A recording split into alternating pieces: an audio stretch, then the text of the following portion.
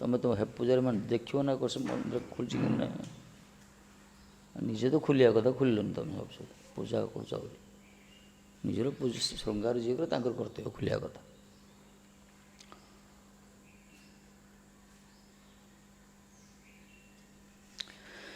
कुकुर ଶୃଗାଳ ଭକ୍ଷ୍ୟ ଶରୀର ପ୍ରତି ତାଙ୍କର ଆଉ ଅଭିମାନ ରହିବନି। ସେ ଶରଣାଗତ ଭକ୍ତମାନଙ୍କର ଯେଉଁମାନେ ଗୁରୁ କୃପାରୁ ଭଗବାନଙ୍କର କପଟତା ତ୍ୟାଗ କରି ଶରୀର ଦ୍ୱାରା ମନ ଦ୍ୱାରା ବାଣୀ ଦ୍ୱାରା ଭଗବାନଙ୍କର ଭଜନ କରନ୍ତି ବା ଶରଣାଗତ ହୁଅନ୍ତି, ସେମାନେ ମାୟା ସମୃଦ୍ଧ ଉତ୍ତୀର୍ଣ୍ଣ ହେଇଯାନ୍ତି ଆଉ ଶରୀର ପ୍ରତି ତାଙ୍କର କୌଣସି ଅଭିମାନ ରହିବନି।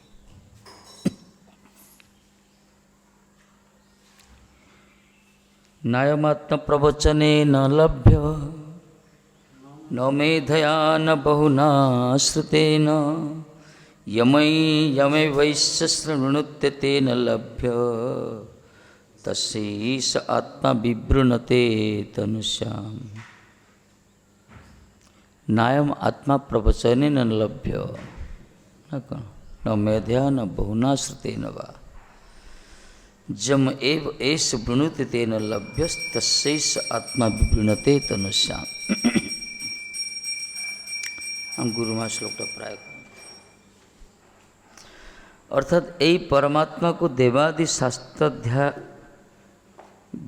शास्त्र ध्यान द्वारा लाभ करा जाए ना। ये जो परमात्मा भगवान जी तांको वेदादि शास्त्र द्वारा लाभ करा जाई परियो। जदियो शास्त्र रे तांक कथा लिखा जाइछि, शास्त्र भी तांकर शब्दमय कलेवर कहा जाइछि, किंतु से शास्त्र सदाद्र तांको बुझी हेबनी, उपलब्धि करि हेबनी। केमती वेदादि शास्त्र अध्ययन द्वारा लाभ करा जाए ना। खाली जन शास्त्र ही पढ़ुथो तथापि से उपलब्धि करि परिबनी। धारण शक्ति अथवा बहु शास्त्र श्रवण द्वारा लाभ करा जाए ना। दिन राति जन खाली शुणु था शुणिया गोटे हबी हो जाए जनक शुणु खाली श्रवण कर तथे लाभ हेबन बुझी हेबन। जो व्यक्ति ताहाके एकमात्र प्रभु बोलिया वर्ण करें जमई वैश्य वृणुते तेन लभ्य। जी तांकु ही मोर प्रभु, से ही मोर इष्ट, से ही मोर मालिक, से ही मोर स्वामी, से ही मोर भर्ता, से ही मोर कर्ता, से ही मोर पोषण कर्ता, यही प्रकार जी विश्वास करे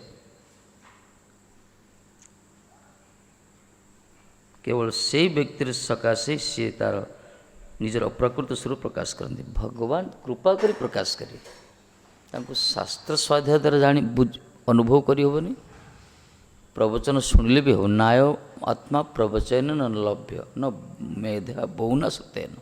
मेधा द्वारा नहीं, शुणिले भी नहीं, प्रवचन कले भी नहीं, सदाय द्वारा नहीं। जी तांको अंतर सहित ग्रहण करे यही मोर प्रभु, यही मोर मालिक, यही मोर इष्ट, यही मोर सब किछि, यही प्रकार भावी जे तांकर पर शरणागत हो जो भगवान कृपा करी ता सम्मुख निजर स्वरूप को प्रकाश करते।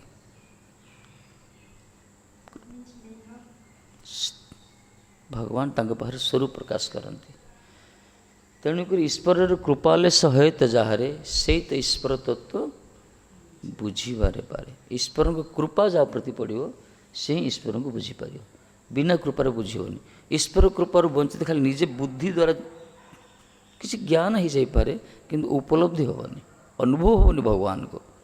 भगवान कृपा करी प्रकाशित होती, कृपार प्रकट हे से मन भितर हृदय भितर। एथिपाई शरणागत दरकार, पूर्ण शरणागत। जो माने शरणागत होती सी भी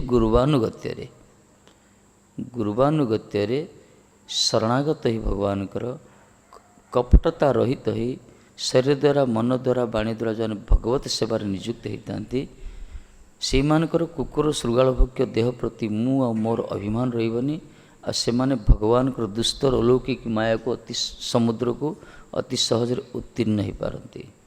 से सम्मुख ठाकुर जी प्रकाश होती।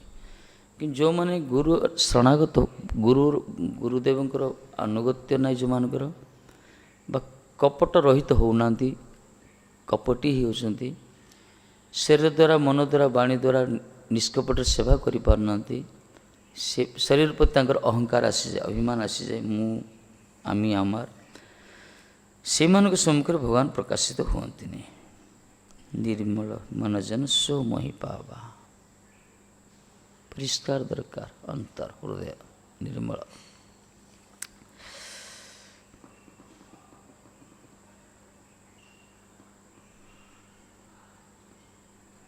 मुंडक उपनिषद मुंडक उपनिषद कहुई कठ उपनिषद कथा कहुई श्लोक जो उठे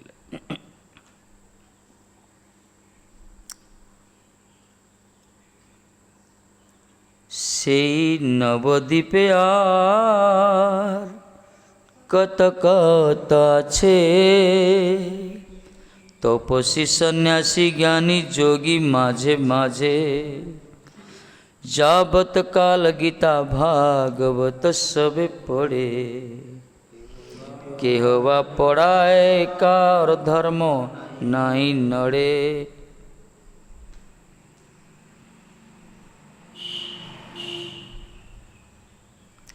से नवद्वीप आहरी केते केते अच्छा सब से समय नवद्वीप थिला विद्यानगरी महाप्रभु समय आर्य भूखंड रे विशेषकर नवद्वीप धाम थिला क्षेत्र थिला विद्यार निकेतन से प्राय सबू से आसते पढ़ापी जिना प्रमाण भी अच्छी जयदेव गोस्वामी भी से गीत गोविंद रचना करते से जाए जहाँ भी हो समस्ते जमी बर्तमान आम कहे काशी कहे नवद्वीप से जिते सब से विद्वान मानकर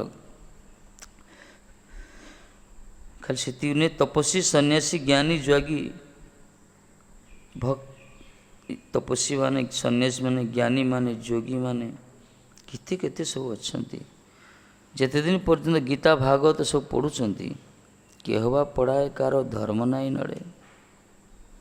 कहले नवद्वीप नगर सन्यासी तापस केवलाद्वैत वेदांती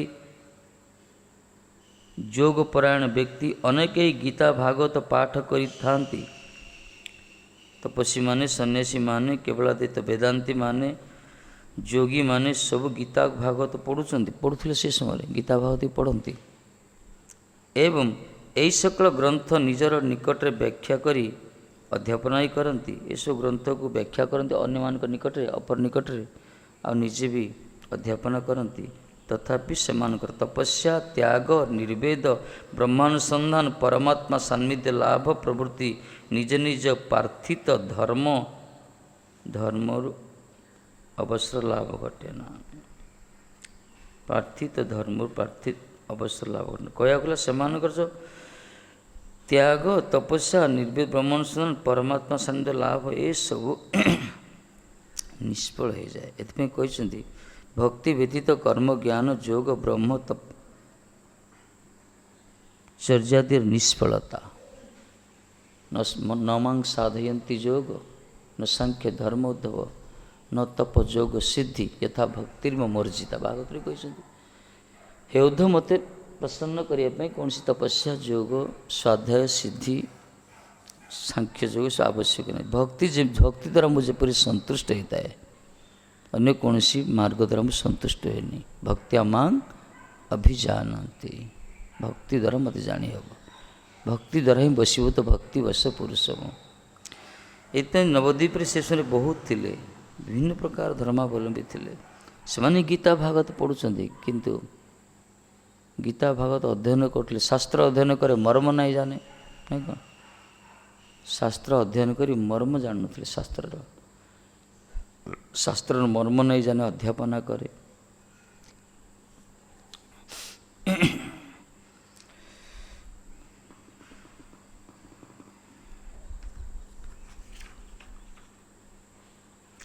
शास्त्र कोमान पर प्रकाशित है शास्त्र यथा वास्तव अर्थ कोमान पर प्रकाशित हुए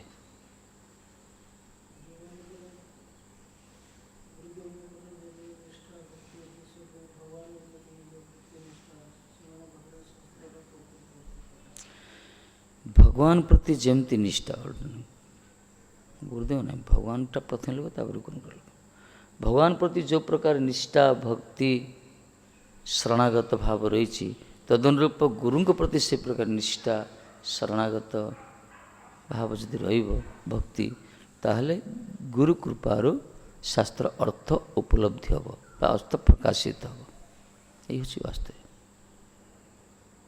जस्य देवे पराभक्ति यथा देवे तथा गुरु तस्य ते कथित अर्थ प्रकाशन्ते महात्मा प्रकाश अवश्य प्रकाशित हो तस्य ते कथित अर्थ अर्थ प्रकाशित हो। तेणु क्या गुरुदेव अभिन्न ना अभिन्न ये पूर्व श्लोक जो कहले जमती जेसांस एस भगवान अनंत दयनंत सर्वात्मनाश्रित पाद यदि निर्बलिकम श्लोक उठी माने जो मान को प्रति भगवान अनंत देव जहाँ के प्रति कृपा करती से माने कपटता रहित ही शरीर मन काय मन वाक्य भगवान चरण शरणागत होती। गुरु कृपा नित्यानंद कृपा बलदेव संकर्षण कृपा तेणु ये आवश्यक। बरं भगवान असंतुष्ट हेले चली पारे कि गुरुदेव जब असंतुष्ट हो सब खेल सरीगला उन्नतिर कौन सी रास्ता नहीं। हरोरुष्टि गुरुश्राता गुरुरुष्टि न कश्चन हरिरुष्ट हेले गुरु रक्षा करदे गुरुरुष्ट हेले हरि भी रक्षा करें एत बड़ शक्ति। ये आमर ये धर्म गुरु केन्द्रिक कहगला कहीं गुरु होती आश्रय विग्रह भगवान होती विषय विग्रह आश्रय विग्रह माने राधाराणी परिकर माने अभिन्न नंदन सब जहाँ आश्रय विग्रह चरण आश्रित ही विषय विग्रह सेवा करवाटा ही हूँ बद्ध जीवर दास मानकर कर्तव्य यहाँ हूँ आम भूमिका यही स्थिति में रही है कि जो मैंने से शरणागत अभाव अच्छी सेवा करुथे भजन करते कीर्तन करते कि गुरु संबंध जो मान न खाली निजर बुद्धि द्वारा निजर चतुरता द्वारा निजर ये द्वारा चलते से अनुभव करें वस्तु किसी अनुभव हेनी कहीं आम सेवाटा को डायरेक्ट ग्रहण करती गुरु के माध्यम सेवाटा ग्रहण करें आम जहाँ भी कहे हे गोविंद उच्चारण कर शरणागत थे गुरु के पाखे सी शब्दटा पाखे पहुँचीज आम प्रत्येकटा क्रिया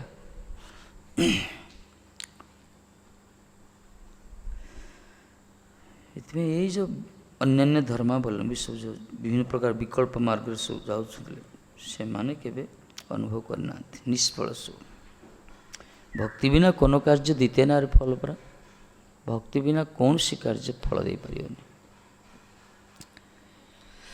गीता भागवत पढ़े जान नथिले केह केह परिग्रह किछु नाहिल वृथा आकुमार धर्मे शरीर शोष वृथा कुमार धर्मे शरीर शोष केह कह परिग्रह किछु नाइल कौन सी व्यक्ति भीष्मकर न्याय भीषण प्रतिज्ञा करी आकुमार ब्रह्मचर्य पालन पूर्वक वृथा आकुमार धर्मे शरीर पोषे किसी किसी थिले से समय पूरा ब्रह्मचर्य पालन कले आकुमार विवाह व्रत ही नांती पूरा ब्रह्मचर्य पालन भीष्म प्रतिज्ञा सदृश कि ब्रह्मचर्य पालन कले भगवान पाइज ना कौन ना नवद्वीप देखा बड़ा कहले से सारा जीवन ब्रह्मचर्य पालन कर दुग्धपान कर फलाहारी महाप्रभु कहले जो ब्रह्मचर्य पालन करी सारा जीवन दुग्धपान कले मत भगवान को पाई जाता ताले से करोड़ करोड़ जन्म आसापी प्रस्तुत अच्छे जगत को मुझे खाली सबू जन्म खाली दुग्धपान ही करते ये सब पालन व्रत पालन करते भगवान को कृपा हेल्ले भगवान को पाई पारिया कोई अर्थ है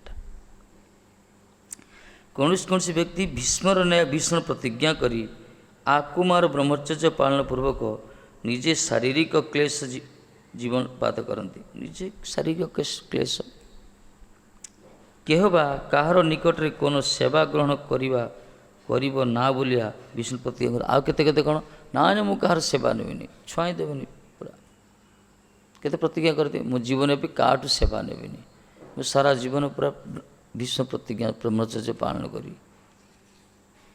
ତଥାପି ଭକ୍ତିର ଶ୍ରେଷ୍ଠତା ସେମାନଙ୍କର ଉପଲବ୍ଧି ବିଷୟ ହୁଏ ନାହିଁ, ବୁଝିପାରିବେନି ସେମାନେ। ମାନେ ଭଗବତ କହିଲେ ପୁରା ଜମୟ ବେଶ ବୃଣୁତେ ତେ ନ ଲଭ୍ୟ, ସିଧା କହିଦେଲେ ଏଇଟା। ଭଗବାନଙ୍କର କୃପା ଯାହା ପ୍ରତି ନଥିବ କେବେ ହେଲେ ସେ ବୁଝିପାରିବ। ତ ସେ ବିବୃଣତେ ତନୁଶ୍ୟାମ। କୁମାର ଆଜୀବନ ବ୍ରହ୍ମଚର୍ଯ୍ୟ ପାଳନ କରୁ କି ପ୍ରତିଜ୍ଞା କରୁ କାହାଠୁ ମୁଁ ସେବା ନେବିନି, ହେଲେ ମଧ୍ୟ ଭଗବାନ ଭକ୍ତିର ଉତ୍କର୍ଷତା ସେ ବୁଝିପାରିବନି। ତ ସମୟ କ୍ଲେଶ ମାତ୍ର ପରିବେଶ, ଖାଲି କ୍ଲେଶ ହେଲା, ଖାଲି କଷ୍ଟ, ଜୀବନ ସାରା ଖାଲି ସଂକଳ କରି କଷ୍ଟ ପାଇଲା। ଭଗବାନଙ୍କୁ ପ୍ରସନ୍ନ କରିବା, ଗୁରୁ ବୈଷ୍ଣବ ପ୍ରସନ୍ନ କରିବା। ଗୁରୁ ବୈଷ୍ଣବ ଯଦି ପ୍ରସନ୍ନ ତାହେଲେ ଭଗବାନ ପ୍ରସନ୍ନ। ପ୍ରସାଦ ସୁମୁଖ ବିଷ୍ଣୁ ବୈଷ୍ଣବାନଂ ପରିତୋଷୟତ୍। ଭଗବାନ ପ୍ରସନ୍ନ ହେଇଯିବେ ସେଇଠି, ତାଙ୍କର ପରିକର ପାର୍ଶ୍ୱଦ ମାନେ ତୁଷ୍ଟ ଅଛନ୍ତି।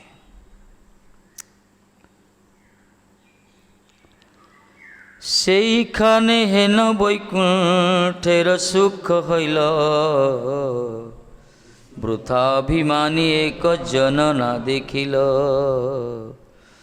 বৃথাভিমান এক জন না দেখিল।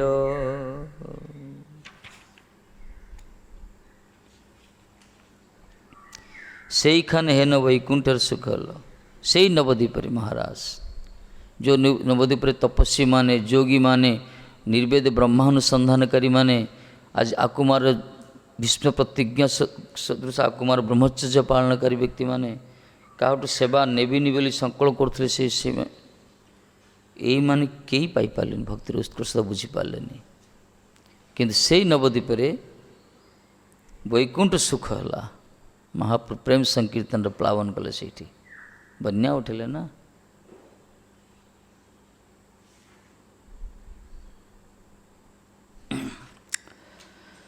वृथा अभिमानी एक जन न देख, किंतु अभिमानी जो आने वृथा अभिमान जो आने वृथा अस्फालन जो आने इस शरीर प्रति निजर बाह्य योग्यता प्रति जो आने वृथा अभिमान रही है, अहंकार वशत से माने देखी पारे। अहंकारी माने केवे देखी पारे भगवान को, अभिमानी माने केवे देखी पारे भगवान को, असंभव। भले से जेते जहाँ करूना कहीं भगवान प्रसन्न हेबेनी। सरलता ये गोटे लक्षण आर्जवम परा, सरलता दरकार, पूरा सरल भाव सेठी भगवान बेसी प्रसन्न होती। जमी छोटिया छुआ प्रति बाप माँ बेसी स्नेह थाए ना, सरल था स्वामी। मिछड़ा कहले तो जानते मिछ ना कौन, जोड़ा पचारे कहीदे स्वामी, से प्रकार सरल।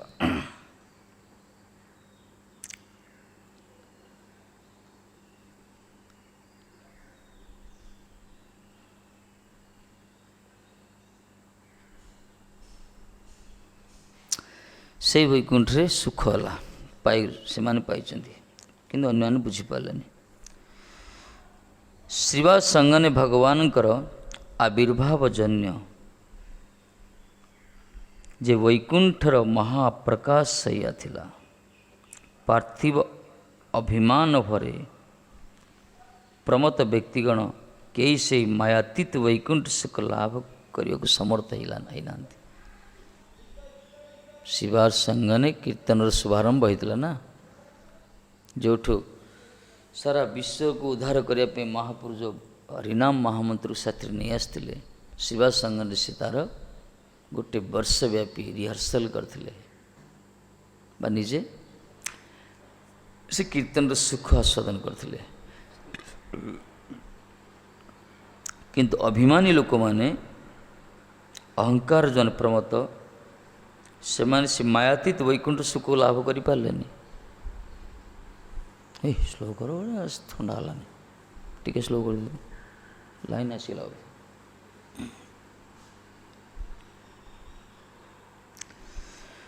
अहंकार माने किसी अनुभव करि पारिबेनी। ଯାହାର ବି ଆମ ଭିତରେ ଅହଙ୍କାର ଆସୁ ବୁଝିବ ତାଙ୍କୁ ଏ କୃପା କ'ଣ ତାଙ୍କର ଭଜନ କ'ଣ କିଛି ଅନୁଭବ ହେବନି। ନିରହଙ୍କାର ଭାବଟା ଭଲ। ବିଶେଷ କରି ଯେଉଁମାନେ ଅଭିମାନ ଥାଆନ୍ତି, ଅଭିମାନୀ ସେମାନେ କେହି ମାୟାତୀତ ବୈକୁଣ୍ଠ, ଏ ଯେ ମାୟାର ଅତୀତ ବୈକୁଣ୍ଠ ବସ୍ତୁ ବୁଝିପାରିଲେନି ସେମାନେ। ବୈକୁଣ୍ଠ ସୁଖ ନା ଭଗବାନ ମହାପୁରୁଷ ଯେତେବେଳେ କୀର୍ତ୍ତନ କରୁଥିଲେ ନିତ୍ୟ ସିଦ୍ଧ ପରିକର ମାନସିତ, ସେଥିରେ ଯେଉଁ ଆନନ୍ଦର ଯେଉଁ ପରିବେଶ ସୃଷ୍ଟି ହେଇଥିଲା ନା, ସେଠି ଯେଉଁମାନେ ପ୍ରତ୍ୟକ୍ଷ ଥିଲେ ସେମାନେ ତା'ର ଅନୁଭବ କରିଛନ୍ତି। ଏଥିପାଇଁ ବୃନ୍ଦାବନ ଦାସ ଠାକୁର କହୁଛନ୍ତି ମୋର ସେଇ ସମୟରେ କାହିଁ ଜନ୍ମ ହେଲାନି। ଯେଉଁ ସମୟରେ ମହାପ୍ରଭୁ ପ୍ରକଟ ହେଇଥିଲେ ସେଇ ସମୟରେ ଏଇ ଜୀବନ ଜନ୍ମ ପ୍ରକଟ ଶରୀରଟା କାହିଁ ଜନ୍ମ ହେଲାନି। ଅନ୍ତତଃ ସଚକ୍ଷୁରେ ଦର୍ଶନ କରିଥାନ୍ତି ଠାକୁରଜୀଙ୍କୁ, ତାଙ୍କର ସାନ୍ନିଧ୍ୟ ଲାଭ କରିଥାନ୍ତି, ସଙ୍ଗ ଲାଭ କରିଥାନ୍ତି। ଏଥିପାଇଁ ନିଜ ଭାଗ୍ୟକୁ ସେ ଧିକାର କରିଛନ୍ତି। ଯଦି ଉଚ୍ଚକୋଟୀର ମହାଭାଗବତ ସିଏ, ତେବେ ତାଙ୍କର କାମନା କେତେ ସୁନ୍ଦର। ଏଠି ମାୟାତୀତ ବୈକୁଣ୍ଠ ସୁଖ ସେମାନେ ଲାଭ କରିପାରନ୍ତିନି ଯେଉଁମାନେ ଅଭିମାନ ଭରରେ ପ୍ରମତ୍ତ ବ୍ୟକ୍ତିମାନେ। କିନ୍ତୁ ଯେଉଁମାନଙ୍କର ନିଷ୍କପଟ ଭାବ ଥାଏ, ଶରଣାଗତ ଭାବ ଥାଏ, ସେମାନେ ବିଗ୍ରହ ଦର୍ଶନରେ ଭଗବତ ଭଜନରେ ଯେଉଁ ଆନନ୍ଦ ପାଆନ୍ତି, ଅଭିମାନୀ ଅହଙ୍କାରରେ ମତ୍ତ ଲୋକମାନେ କେବେ ବୁଝିପାରିବେନି। ସେ ସୁଖ ତାଙ୍କୁ ମିଳିବନି। ସେମାନେ ଦେଖି ଖାଲି ଲାଇଟ୍ ଜଳୁଛି, ମାଇକ୍ ବାଜୁଛି, ଡେକୋରେସନ୍ ହେଇଛି ବା ଆର୍ଚିଟେକ୍ଟ ହେଇଛି, କଳା ସ୍ଥାପତ୍ୟ ଏସବୁ ଦେଖିବେ। ଆଉ କ'ଣ ବିଗ୍ରହ ଗୋଟେ ସଜା ହେଇଛନ୍ତି, ଫୁଲର ସୁଗନ୍ଧଟା ଆସୁଛି, ଏସବୁ ସେମାନେ ବାହ୍ୟଟା ଦେଖିକି ପଳେଇବେ, କିନ୍ତୁ ତା'ର ମାଧୁର୍ଯ୍ୟକୁ ଅନୁଭବ କରିପାରିବେନି। ଅଭିମାନୀ ଲୋକମାନେ, ଅହଙ୍କାର ଲୋକମାନେ, ତାଙ୍କ ଦୃଷ୍ଟିଭଙ୍ଗୀ ସେ ପ୍ରକାର।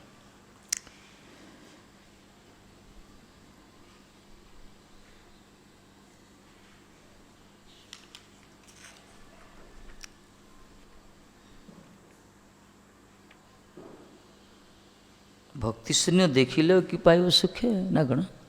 ଭକ୍ତି ନଥିବ ହୃଦୟରେ, ସେ ଦେଖିଲେ କ'ଣ ସୁଖ? ଦେଖିଲେ ମଧ୍ୟ ସୁଖ ପାଇବନି। ଦର୍ଶନ ଦେଲେ ମଧ୍ୟ, ପୁରୁଣା ଉଦାହରଣ ଦେଲେ ନା ଦୁର୍ଯ୍ୟୋଧନ ଆଦି, ଦର୍ଶନ କହିଛନ୍ତି ମାନେ କିନ୍ତୁ ଦର୍ଶନର ସୁଖ ମିଳିଲାନି ତାଙ୍କୁ। ତେଣୁ ମହାପ୍ରଭୁ କହିଲେ ମୁକୁନ୍ଦ ତୁମେ ସତ୍ୟ କଥା କହିଛ। ଆରେ ମୋରି କଥା ତୁମେ କହିଦେଲ ନା, ଏଇଟା ମୋରି କଥା ବୋଲି କହିଲେ। ଯାହା ହୃଦୟରେ ଭକ୍ତି ନଥିବ ସେ ମୋତେ ଦର୍ଶନ କଲେ ମଧ୍ୟ ଦର୍ଶନର ସୁଖ ମିଳିବନି। ମିଳିବ କି? କ୍ଷୁଧା ନଥିବ, ଖାଦ୍ୟ ବସ୍ତୁକୁ ଦେଖିବ, ପେଟଟା ଖରାପ ହେଇଯାଇଥିବ, ଦେଖିଲେ କ'ଣ ହେବ? ବିରକ୍ତି ପଳେଇ ଆସିବ, ସୁଖ କ'ଣ ମିଳିବ? ମିଳିବନି। ଆଖିଟା ପେନ୍ ହେଉଥିବ, ଆଖିଟା ପୁରା ପେନ୍ ହେଉଥିବ, ଗୋଲାପ ଫୁଲଟାକୁ ଦେଖିବ, କ'ଣଟା ସୁଖ ମିଳିବ ସେଠି? ମିଳିବ କି? କିଛି ନାହିଁ। ମନଟା ବିଷାକ୍ତ ହେଇଥିବ, ପ୍ରାକୃତିକ ସ୍ୱାଦ ଦେଖିପାରିବ? କିଛି ଦେଖିପାରିବ? ମାନେ କହିବା ଅର୍ଥ ହେଲା ଇନ୍ଦ୍ରିୟ ଗୁଡ଼ିକ ଯଦି ଠିକ୍ ନଥାନ୍ତି ତାହେଲେ ଦେଖିବନି। ଏଇଥିପାଇଁ ଅପ୍ରାକୃତ ବସ୍ତୁକୁ ଦେଖିବାକୁ ଥିଲେ ପ୍ରାକୃତ ଇନ୍ଦ୍ରିୟ ଶୋଭନୀୟ ନୁହେଁ। ଏ ପ୍ରାକୃତ ଇନ୍ଦ୍ରିୟରୁ ଯଦି ଗୁରୁ ଅନୁଗତରେ ଭଗବତ ସେବାରେ ନିଯୁକ୍ତ, ତାହେଲେ ଯାଇ ତାଙ୍କୁ ଦେଖିହେବ, ନହେଲେ ଦେଖିହେବନି, ବୁଝିହେବନି। ଗୁରୁ ଅନୁଗତ୍ୟରେ ଯେଉଁମାନେ ଏଇ ପ୍ରାକୃତ ଇନ୍ଦ୍ରିୟଗୁଡ଼ିକୁ ଅପ୍ରାକୃତ ବସ୍ତୁର ସେବାରେ ନିଯୁକ୍ତ କରୁଛନ୍ତି, ପ୍ରତ୍ୟେକଟା ଇନ୍ଦ୍ରିୟକୁ, ଖାଲି ଗୋଟେ ଦୁଇଟା ଇନ୍ଦ୍ରିୟ ନାହିଁ, ତାହେଲେ ସେମାନେ ସେ ବସ୍ତୁକୁ ବୁଝିପାରିବେ, ଅନୁଭବ କରିପାରିବେ। ନହେଲେ ଆଉ କୌଣସି ମାର୍ଗ ନାହିଁ ଏଠି, କୌଣସି ମାର୍ଗ ନାହିଁ। ଏଇଟା ତା'ର ମାର୍ଗ ହିଁ ସେବନ୍ମୁଖ ହିଁ ଜିହାଦ ସ୍ଫୂର୍ତ୍ତି ହେବା, ସେ ପ୍ରକାଶିତ ହେବେ।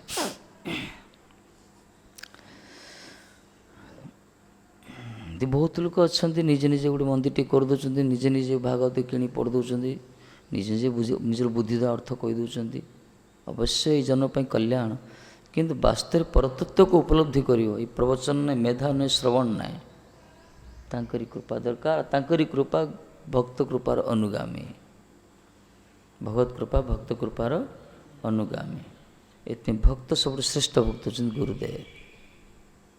ତାଙ୍କରି କୃପା ଦରକାର। ତାଙ୍କରି କୃପା କେଉଁମାନେ ପ୍ରାପ୍ତ ହେବେ? ଯେଉଁମାନେ ତାଙ୍କ ମୁଖ ନିଃସୃତ ବାଣୀକୁ ଯେଉଁମାନେ ଜୀବନର ଆଧାର କରିବେ। ଗୁରୁମୁଖ ପଦ୍ମବାକ୍ୟ ଚିତେତେ କରିଆ ଆଜ୍ଞ ଆର୍ ନା କରିବ ମନେ ଆସ। ଆମେ ଗୁରୁଙ୍କର କଥାଟାକୁ ତ୍ୟାଗ କରିଦେଇ ବାକି ସବୁ ଆଶା କରୁଛେ। ସେ ଯେଉଁଟା କହିଛନ୍ତି ସେଇଟାକୁ ଛାଡ଼ିକି ବାକି ସବୁ ଆଶା କରୁଛେ ଆମେ। ଏଇ ହେଉଛି ଆମ ଦୁର୍ଭାଗ୍ୟ, ଦୁର୍ଦୈବ ଆମର।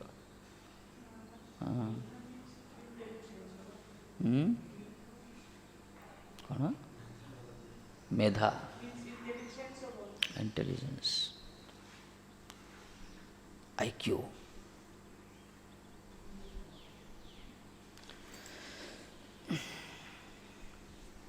ପଦ୍ମପାଦଙ୍କର ଗୁରୁଙ୍କ ପ୍ରତି ନିଷ୍ଠା ଥିଲା।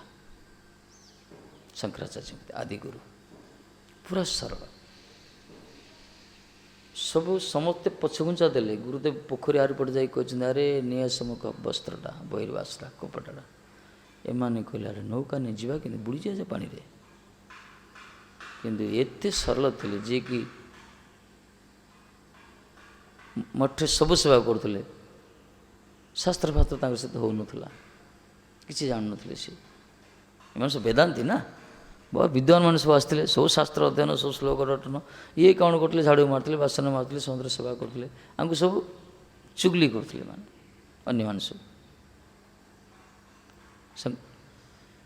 ଶଙ୍କରାଚାର୍ଯ୍ୟ କ'ଣ କଲେ, ଗୋଟେ ଶିକ୍ଷା ଦେଲେ, ସମସ୍ତେ ମନ ଭିତରେ ଅଭିମାନକୁ ଦୂର କରି। ଏମାନେ ସବୁ ଅହଙ୍କାର, ମୁଁ କିଛି ଜାଣିଛି, ମୁଁ କିଛି ପଢ଼ିଛି, ମୁଁ କିଛି ଶିଖିଛି, ଅଭିମାନ ଆଙ୍କର। କିନ୍ତୁ ସେ ଜଣେ ସରଳାଗତ, ଅତ୍ୟନ୍ତ ଶରଣାଗତ। ସେ ପୁରା ସରଳ।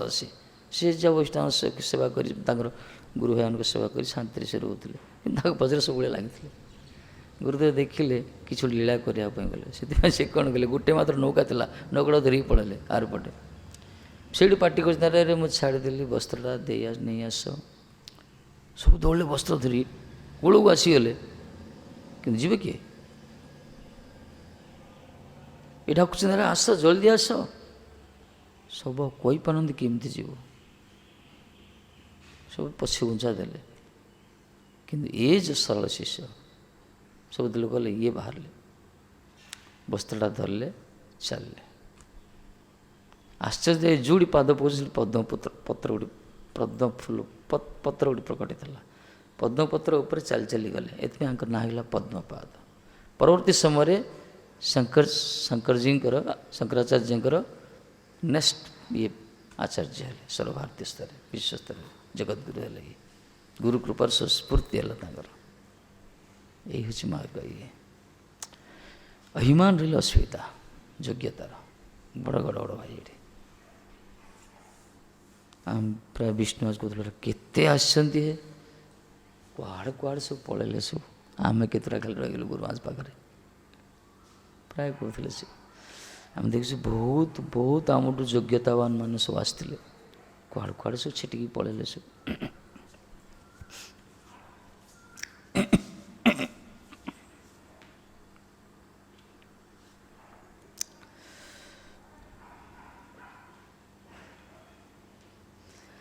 ବୃଥା ଅଭିମାନୀ ଏକ ଜନ ନା ଦେଖିଲ। ଗୋଟେ ଜଣେ ବି କିଏ ଦେଖିପାରିଲାନି। ବୃଥା ଅଭିମାନ ଯେଉଁମାନେ, ସେମାନେ କ'ଣ ଦେଖିବେ? ଶ୍ରୀବାସେର ଦାସ ଦାସୀ ଯାହାରେ ଦେଖିଲ, ଶାସ୍ତ୍ର ପଢ଼ିଆଓ କେହ ତାହା ନା ଜାଣିଲ। ଶାସ୍ତ୍ର ପଢ଼ିଆଓ ତାହା ନା ଜାଣିଲ।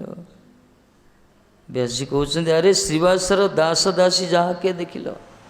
ଶ୍ରୀବାସ ପଣ୍ଡିତଙ୍କର ଘରର ଚାକର ଚାକରାଣୀ ମାନେ ଯାହାକୁ ଦେଖିଲେ, ଯାହା ଦେଖିପାରିଲେ।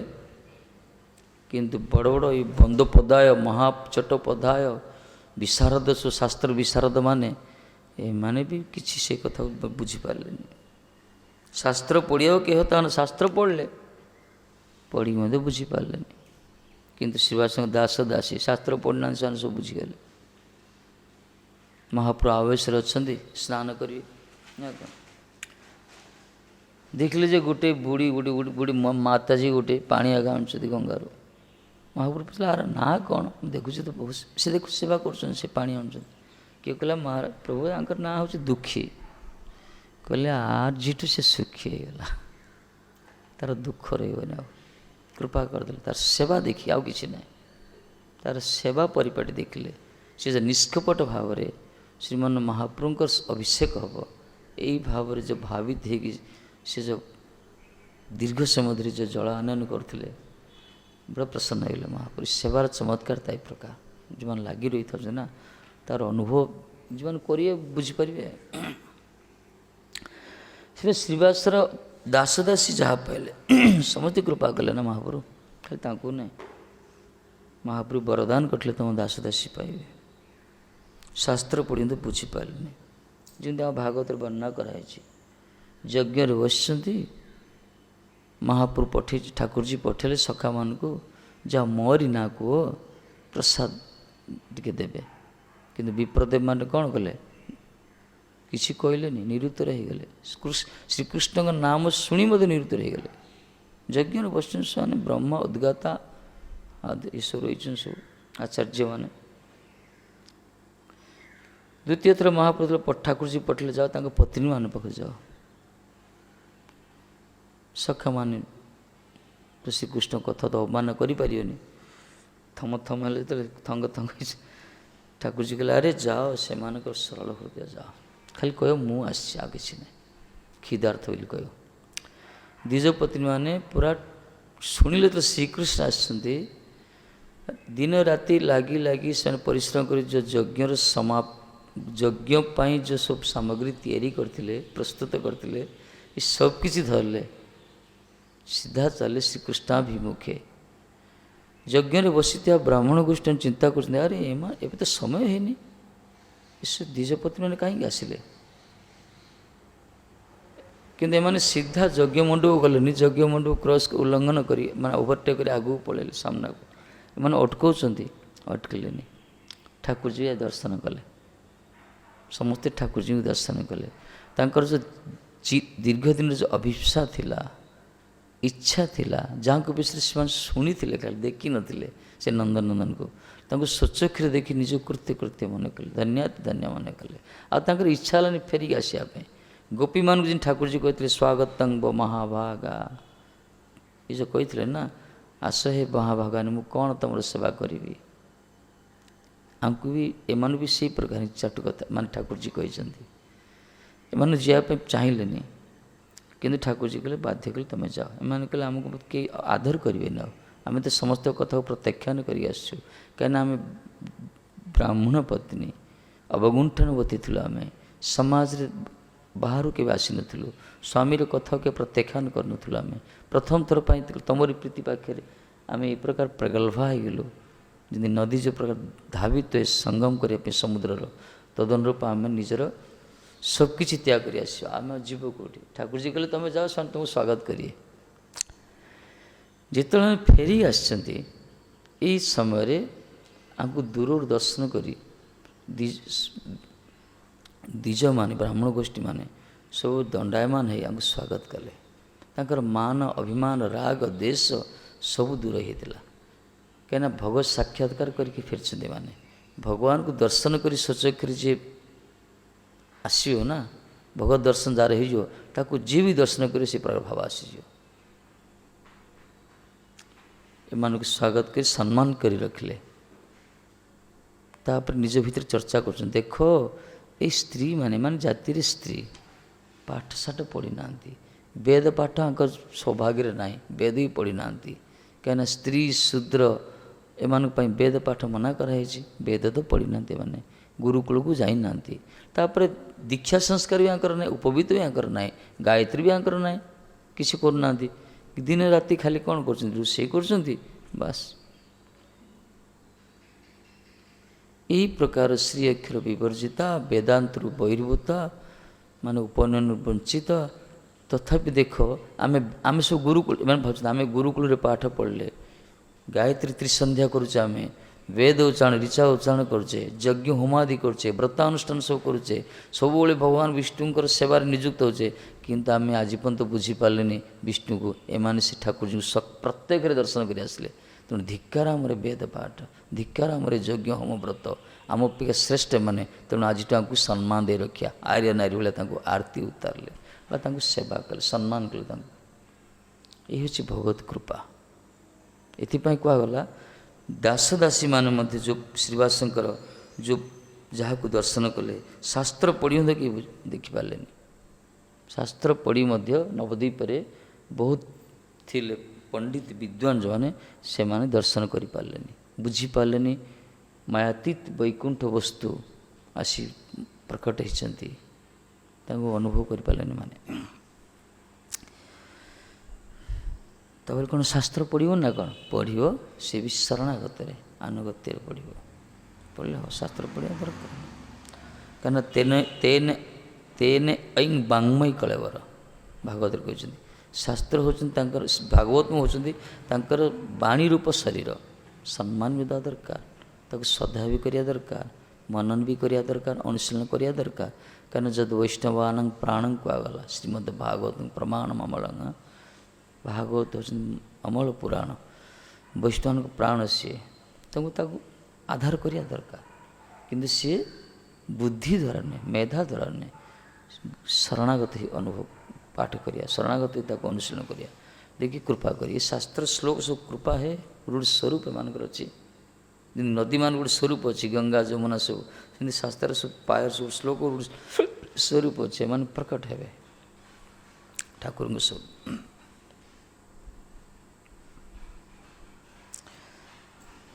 ଶାସ୍ତ୍ର ପଢ଼ି ମଧ୍ୟ ଅନୁଭବ କରିପାରିଲେନି।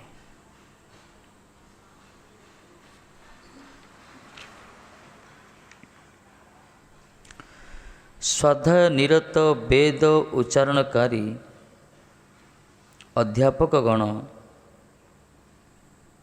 ଶାସ୍ତ୍ରରେ କୁଶଳତା ଲାଭ କରି ମଧ୍ୟ ଭଗବାନ ଶ୍ରୀ ଗୌରସୁନ୍ଦରକୁ ଦେଖିପାରିଲେନି। ଯାହା ବି ଦେଖିଲେ ଜଡ଼ ଚକ୍ଷୁରେ ଦେଖିଲେ। ବର୍ତ୍ତମାନ ସଂସାର ବି ଅଭିମାନୀ, ଅହଙ୍କାରୀ, ଦେହାତ୍ମ ବୁଦ୍ଧି, ଜଡ଼ ବିଦ୍ୟାରେ ପ୍ରମତ୍ତ ଏହି ଲୋକମାନେ ଅତିମର୍ତ୍ୟ ଭଗବାନଙ୍କ ପ୍ରତିନିଧି, ଭଗବତ ଦୂତ, ପରମ ବୈଷ୍ଣବ ମହାଭାଗବତମାନଙ୍କୁ ଦର୍ଶନ କରି ମଧ୍ୟ ବୁଝିପାରୁନାହାନ୍ତି, ଦେଖି ପାରୁନାହାନ୍ତି। ମର୍ତ୍ୟ ଲୋକ ବୋଲି ବିଚାର କରୁଛନ୍ତି ସାଧୁମାନଙ୍କୁ ଦେଖିକି। ଏବେ ବି ଏ ପ୍ରକାର। ସେମିତି ଏ ଶାସ୍ତ୍ର ଅଧ୍ୟାପକମାନେ ମଧ୍ୟ ଶାସ୍ତ୍ର କୁଶଳତା ଲାଭ କରି ମଧ୍ୟ ଭଗବାନ ଗୌରସୁନ୍ଦରକୁ ଦେଖିପାରିଲେନି। ଦେଖିନଥିଲେ କ'ଣ, ଦେଖୁଥିଲେ। ସେ ତ ସବୁବେଳେ ଗଙ୍ଗା ଘାଟରେ ଯାଉଥିଲେ, ବୁଲୁଥିଲେ, କିନ୍ତୁ ତାଙ୍କ ସେ କି ତତ୍ତ୍ୱ, ସେ ତାତ୍ତ୍ୱିକ ଦର୍ଶନ ହେଉନଥିଲା, ତାଙ୍କର ଉପଲବ୍ଧି ଅନୁଭବ ହେଉନଥିଲା। ଦେଖୁଥିଲେ ଜଗନ୍ନାଥ ମିଶ୍ର ଛୁଆ, ଗୋଟେ ଉଦ୍ଦଣ୍ଡ ଛୁଆ, କିଛି ବ୍ୟାକରଣ ଜାଣିଛି, ଖାଲି ଡେଉଁଛି, ଏଇ ପ୍ରକାର ଭାବନା ତାଙ୍କର। ଗୋଟେ ସାଧାରଣ ତାଙ୍କର ଯୁକ୍ତି ଦେଖୁଥିଲେ। ସେ ଯେ ପରତତ୍ତ୍ୱ ଏ କଥା ଅନୁଭବ ହେଉନଥିଲା। କିନ୍ତୁ ଭକ୍ତାଗ୍ରଣୀ ଶ୍ରୀବାସର କିଙ୍କର କିଙ୍କରୀଗଣ, ଭକ୍ତମାନଙ୍କ ମଧ୍ୟରେ ସର୍ବାଗ୍ରେ ଯିଏ ପରିଚିତ ଶ୍ରୀବାସଜୀ, ତାଙ୍କରି ଘରେ ଯେଉଁମାନେ ଦାସ ଦାସୀ ହେଇକି ଅଛନ୍ତି, ଚାକର ଚାକରାଣୀ ତାଙ୍କ ଘରେ, ସେମାନେ ଅନାୟାସେ ସେଇ ପରମ ଦୁର୍ଲଭ ବର ଦର୍ଶନ କରିବା ସମର୍ଥ ହେଲେ। ଅନାୟାସରେ ଚେଷ୍ଟା କରୁନାହାନ୍ତି। ଏଥିପାଇଁ ଭକ୍ତ ଘରେ ଯଦି ଗୋଲାମ ବି ହେବ ନା, ମଙ୍ଗଳ ଅଛି। ବରଂ ମାୟାର ଦାସ୍ୟତା ହେବା ଅପେକ୍ଷା କୌଣସି ପରମ ଭକ୍ତମାନଙ୍କର ସେବା କରିବ, ଦେଖିବ ହେଇଯିବ। କନ୍ଥା ବାବା ବୋଲି ଜଣେ ଥିଲେ ମହାତ୍ମା ବ୍ରଜରେ। ତାଙ୍କର ଗୁରୁଦେବ କଥା ମନେ ପଡ଼ୁନି, ଜଣେ ଉଚ୍ଚ କୋଟିର ମହାତ୍ମା, ତାଙ୍କର ବହୁତ ସେବା କଲେ। ଅନ୍ତିମ ସମୟରେ ଗୁରୁଦେବଙ୍କୁ ଇଏ ପଚାରୁଛନ୍ତି, ମହାରାଜ ଯେ ଭଗବାନ ନ କରନ୍ତୁ ଆପଣ ଅନ୍ତର୍ଧାନ ହୁଅନ୍ତୁ, ଯଦି ଆପଣ ଅନ୍ତର୍ଧାନ ଯେ ମୁଁ ରହିବି କେଉଁଠି? ମୁଁ ତ ଆପଣ ସେବା କରିଛି ନା। ମହାରାଜ ପଠେଇଲେ, ଗୋଟେ ଗୃହସ୍ଥ ଭକ୍ତ ପଠେଇଲେ ବ୍ରଜର, କହିଲେ ତାଙ୍କରି ଘରକୁ ଯାଅ, ସେଇଠି ସେବା କର। ହଁ ମହାରାଜ। ଆସିଗଲେ ଗୃହସ୍ଥ ଘରେ, ଗୋସାଇଁ ଘରେ, ଗୋସାଇଁ ପରିବାରରେ ଶିଶୁ ରହିଲେ। ସେଇଠି ରହିଲା, ଭଜନ କିଛି ନାହିଁ, ତାଙ୍କରି ସବୁ ସେବା କଲେ। ତାଙ୍କ ଛୁଆମାନଙ୍କୁ ସ୍ନାନ କରେଇଲେ, ତାଙ୍କରି ଘର ସଫା କଲେ, ତାଙ୍କର ବସ୍ତ୍ର ସଫା କଲେ। ଗୋସାଇଁ ଗୁରୁଦେବ କହିଛନ୍ତି, ପଠେଇଛନ୍ତି। ଆଉ ସେ ଯେଉଁ ଗୋସାଇଁ, ସେ ହେଉଛନ୍ତି ନନ୍ଦଭବନର ଯିଏ ଗୋସାଇଁ ଲୋକ ହେଲା। ସେ ବି ରଖୁନଥିଲେ, ଯେତେବେଳେ ଗୁରୁଙ୍କ ନାଁ କଲେ ସେ ରଖିଲେ। ତାଙ୍କ ଘରେ ଯାବତୀୟ ସେବା କଲେ। ଯେତେବେଳେ କିଛି ଦିନ କଲା ପରେ ସେଇ ଗୋସାଇଁଜୀ ହିଁ ତାଙ୍କୁ କହିଲେ, ମହାରାଜ ଜୀ ବହୁତ ସେବା କଲେ, ଆପଣ ଯାଆନ୍ତୁ, ଏଥିରେ କିଛି ଭଜନ କରିବେ। ସେ ପଠେଇଲେ, ସେଠି କୃପା ମିଳିଗଲା। ଇଏ ଆସି ଯେତେବେଳେ ଭଜନ କଲେ, ଏମିତି ତାଙ୍କର ବୈରାଗ୍ୟ ଆସିଲା, ଏତେ ବୈରାଗ୍ୟ ଆସିଗଲା।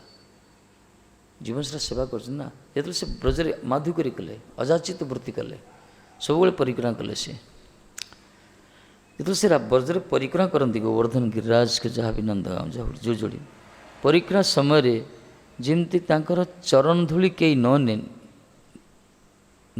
ଚରଣ ଧୂଳି କାହା ଉପରେ ନ ପଡ଼ିବ ବା ଚରଣ ଧୂଳି କିଏ ନେଇଯିବ, ଏଥିପାଇଁ କ'ଣ କଲେ, ଗୋଟେ କନ୍ଥା, ଗୋଟେ ବିରାଟ କମ୍ବଳ ଗୋଟେ ବେକରେ ବାନ୍ଧିଦେଲେ। କମ୍ବଳଟା ଘୁଷୁଡ଼ୁଥିଲା ଯିବା ସମୟରେ, ତା ଅର୍ଥ ତାଙ୍କର ଚରଣ ସାପଟା ଲିଭି ଲିଭି ଯାଉଥିଲା। ଯେତେବେଳେ ଚାଲି ଚାଲି ଯିବେ ପାଦ ଚିହ୍ନ ପଡ଼ିଯିବ ନା, ସେ ଟିକେ ଚରଣ ଧୂଳି ନେଇଯାଇପାରେ। ମାନେ ସେବକ ଭାବ କେତେ ସୁନ୍ଦର ଦେଖ, ସେ ସବୁବେଳେ ସେବକ ଭୂମିକା ରହିବା ପାଇଁ ଚାହିଁଲେ, କାହାକୁ ସେବା ଦେବା ପାଇଁ ଚାହିଁଲେନି। ଏଇ ପ୍ରକାର କନ୍ଥାଟା ଘୁଷୁଡ଼ି ଘୁଷୁଡ଼ି ଚାଲିଲେ। ସେ କନ୍ଥା ଘୁଷୁଡ଼ୁଥିବ ବାଲିରେ, ଇଏ ଚାଲୁଥିବେ। ତାଙ୍କ ନାଁ ହେଲା କନ୍ଥା ହବା। ସିଦ୍ଧକୁଟି ମହାତ୍ମା, ସେ ଭଗବାନଙ୍କୁ ସାକ୍ଷାତକାର କରିଛନ୍ତି, ଭଗବତ ଦର୍ଶନ ତାଙ୍କର ହେଇଛି। ଏ ହେଉଛି ସେବାର ଚମତ୍କାର, ଥାଏ ସେବାର ପରାକାଷ୍ଠା। ଏ ନିଷ୍ଠା ବି ଥିଲା ଗୁରୁଙ୍କ ବାଣୀ ପ୍ରତି।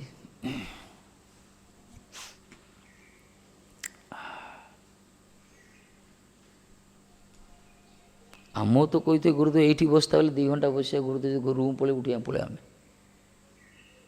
ଆମମାନଙ୍କୁ ନିଷ୍ଠା ଗୁରୁଦେବ କହିବେ ତୁ ଏଇଠି ବସିତା ମୁଁ ଆସିଲା ପର୍ଯ୍ୟନ୍ତ। ହଁ ମହାରାଜ, ସେ ଶୋଇବାକୁ ପଳେଇବା, ଉଠିକି କୁଆଡ଼େ ବୁଲିବାକୁ ପଳେଇବା, ଦେଖିବା କେତେବେଳେ ଉଠୁଛନ୍ତି, 4ଟାରେ ଉଠୁଛନ୍ତି ଗୁରୁଦେବ, 3:55 ବସି ପଡ଼ିବା ଆମେ। ଏଇ ହେଉଛି ଆମରି ସେବା, ଏଇ ହେଉଛି ଆମର ନିଷ୍ଠା, ଏଇ ହେଉଛି ଆମର ଦୁର୍ଭାଗ୍ୟର ପରିଚୟ। ଆମର ସେ ନାହିଁ, ଆମର ସେ ପ୍ରକାର ସମ୍ବନ୍ଧ ହିଁ ନା, କନେକ୍ସନ୍ ନାହିଁ ଆମର। ଏଥିପାଇଁ ଆମକୁ ଫଳ କିଛି ମିଳୁନି ଯାହା କଲେ ମଧ୍ୟ। କିନ୍ତୁ ଯେଉଁମାନେ ରହିଛନ୍ତି ନା, ଉପମନ୍ୟୁ ଦେଖ, କେତେ କେତେ ଆମର ସେବକମାନଙ୍କର ଯେଉଁ ରହିଛି ଗୁରୁନିଷ୍ଠା, ପୁରାଣରେ ଯେଉଁ ରହିଛି।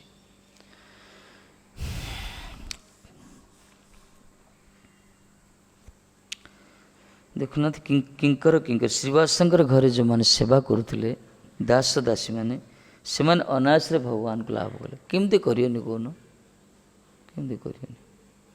ଯାହା ଘରେ ଧରନ୍ତୁ କେଉଁଠି ବଡ଼ ନେତା ଘରେ ତୁମେ ଜଣେ କିଏ କାମ କରିବ, ନେତା ଘରେ ଚାକିରି କରୁଥିବ, ସେ ତ ବଡ଼ ବଡ଼ ନେତାକୁ ଦେଖିଦେବ ନା, ତା ନେତା ମାନେ ସବୁ ଆସିବେ।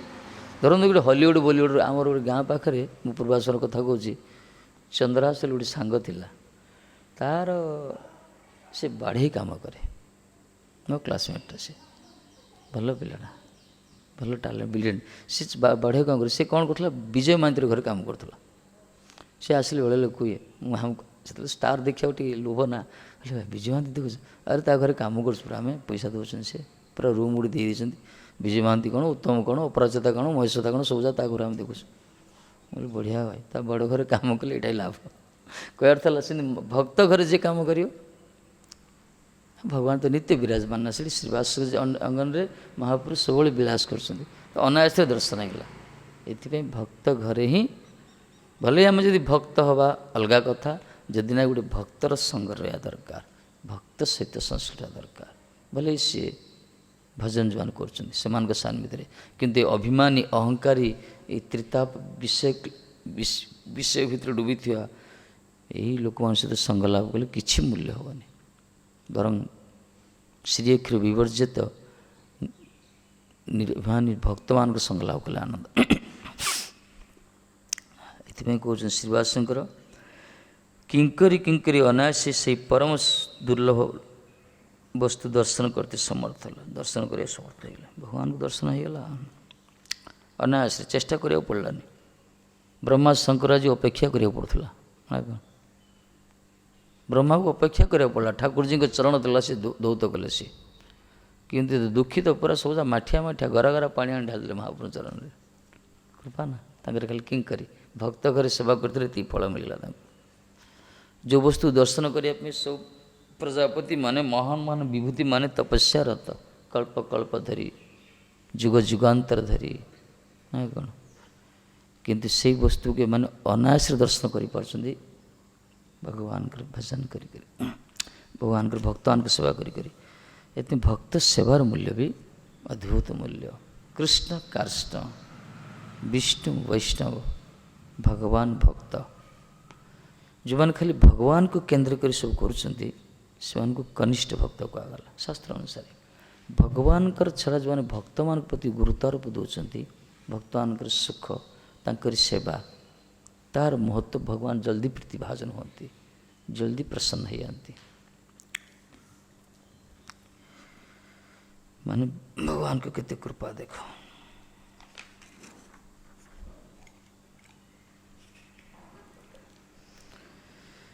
मुरारी गुप्तेर दासे जे प्रसाद पाइल केह माथा मुड़ाइया ताहा ना देखिल केह माता मुड़ाइया ताहा ना देखिल। मुरारी गुप्तर जो महाप्रभु जो कृपा कले ना, मुरारी गुप्त जो प्रकार महाप्रभु जो प्रसन्न हेले किंतु माथा मुड़े मध्य किए देखिले माथा मुड़े नंडा है खाली मुंडा नंडा हो मुंडन हो मुंडन हो एत बड़ शिखा गोटे रखिद गोटे लाभ कौन किसी हेनी कि मुरारी गुप्त जो दर्शन कले मुरारी गुप्तर दासे जे प्रसाद पाइल केह माथा मुड़ाइया ताहा न पाइल माथा मुड़े कौन पाई ना कौन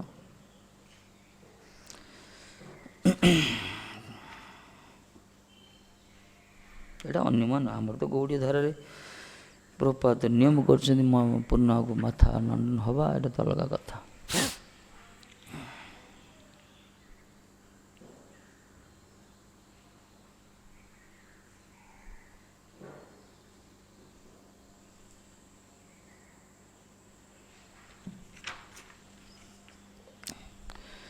केह माथा मुड़ाइया ताहाना देखिल खाली मुंड नहीं करी भगवान को नंडा हो पड़ा आसे कौन भगवान दर्शन देवे ना कौन आमती तो प्राय सब नंडा होता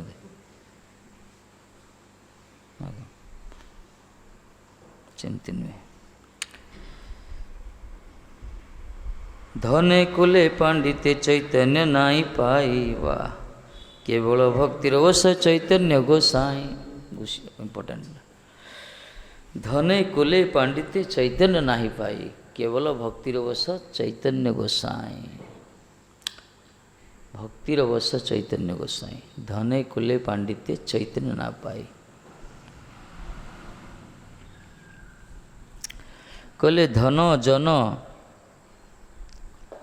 अभिजात्य पांडित्यादिर गौरवे चैतन्य देवर कृपा दुष्प्राप्य से केवल भक्तिवश यही वेदवाणी भक्तिवश पुरुष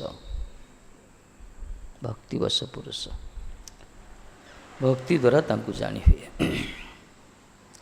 धन ही धन बेसी थी कौन धन द्वारा से कौन मार्केट बस्तु किणीद आलू पियाज होती कि ठाकुर जी किणी धरी पड़ा आसिया धन द्वारा सिमती तो पूरा बिल गेट्स पाखे भगवान जा सब लाइन लगे था जी भगवान सब देवता आमको रोक आम रोक करोड़पति सब टाटा बिरला पाखे सब रही था भगवान जा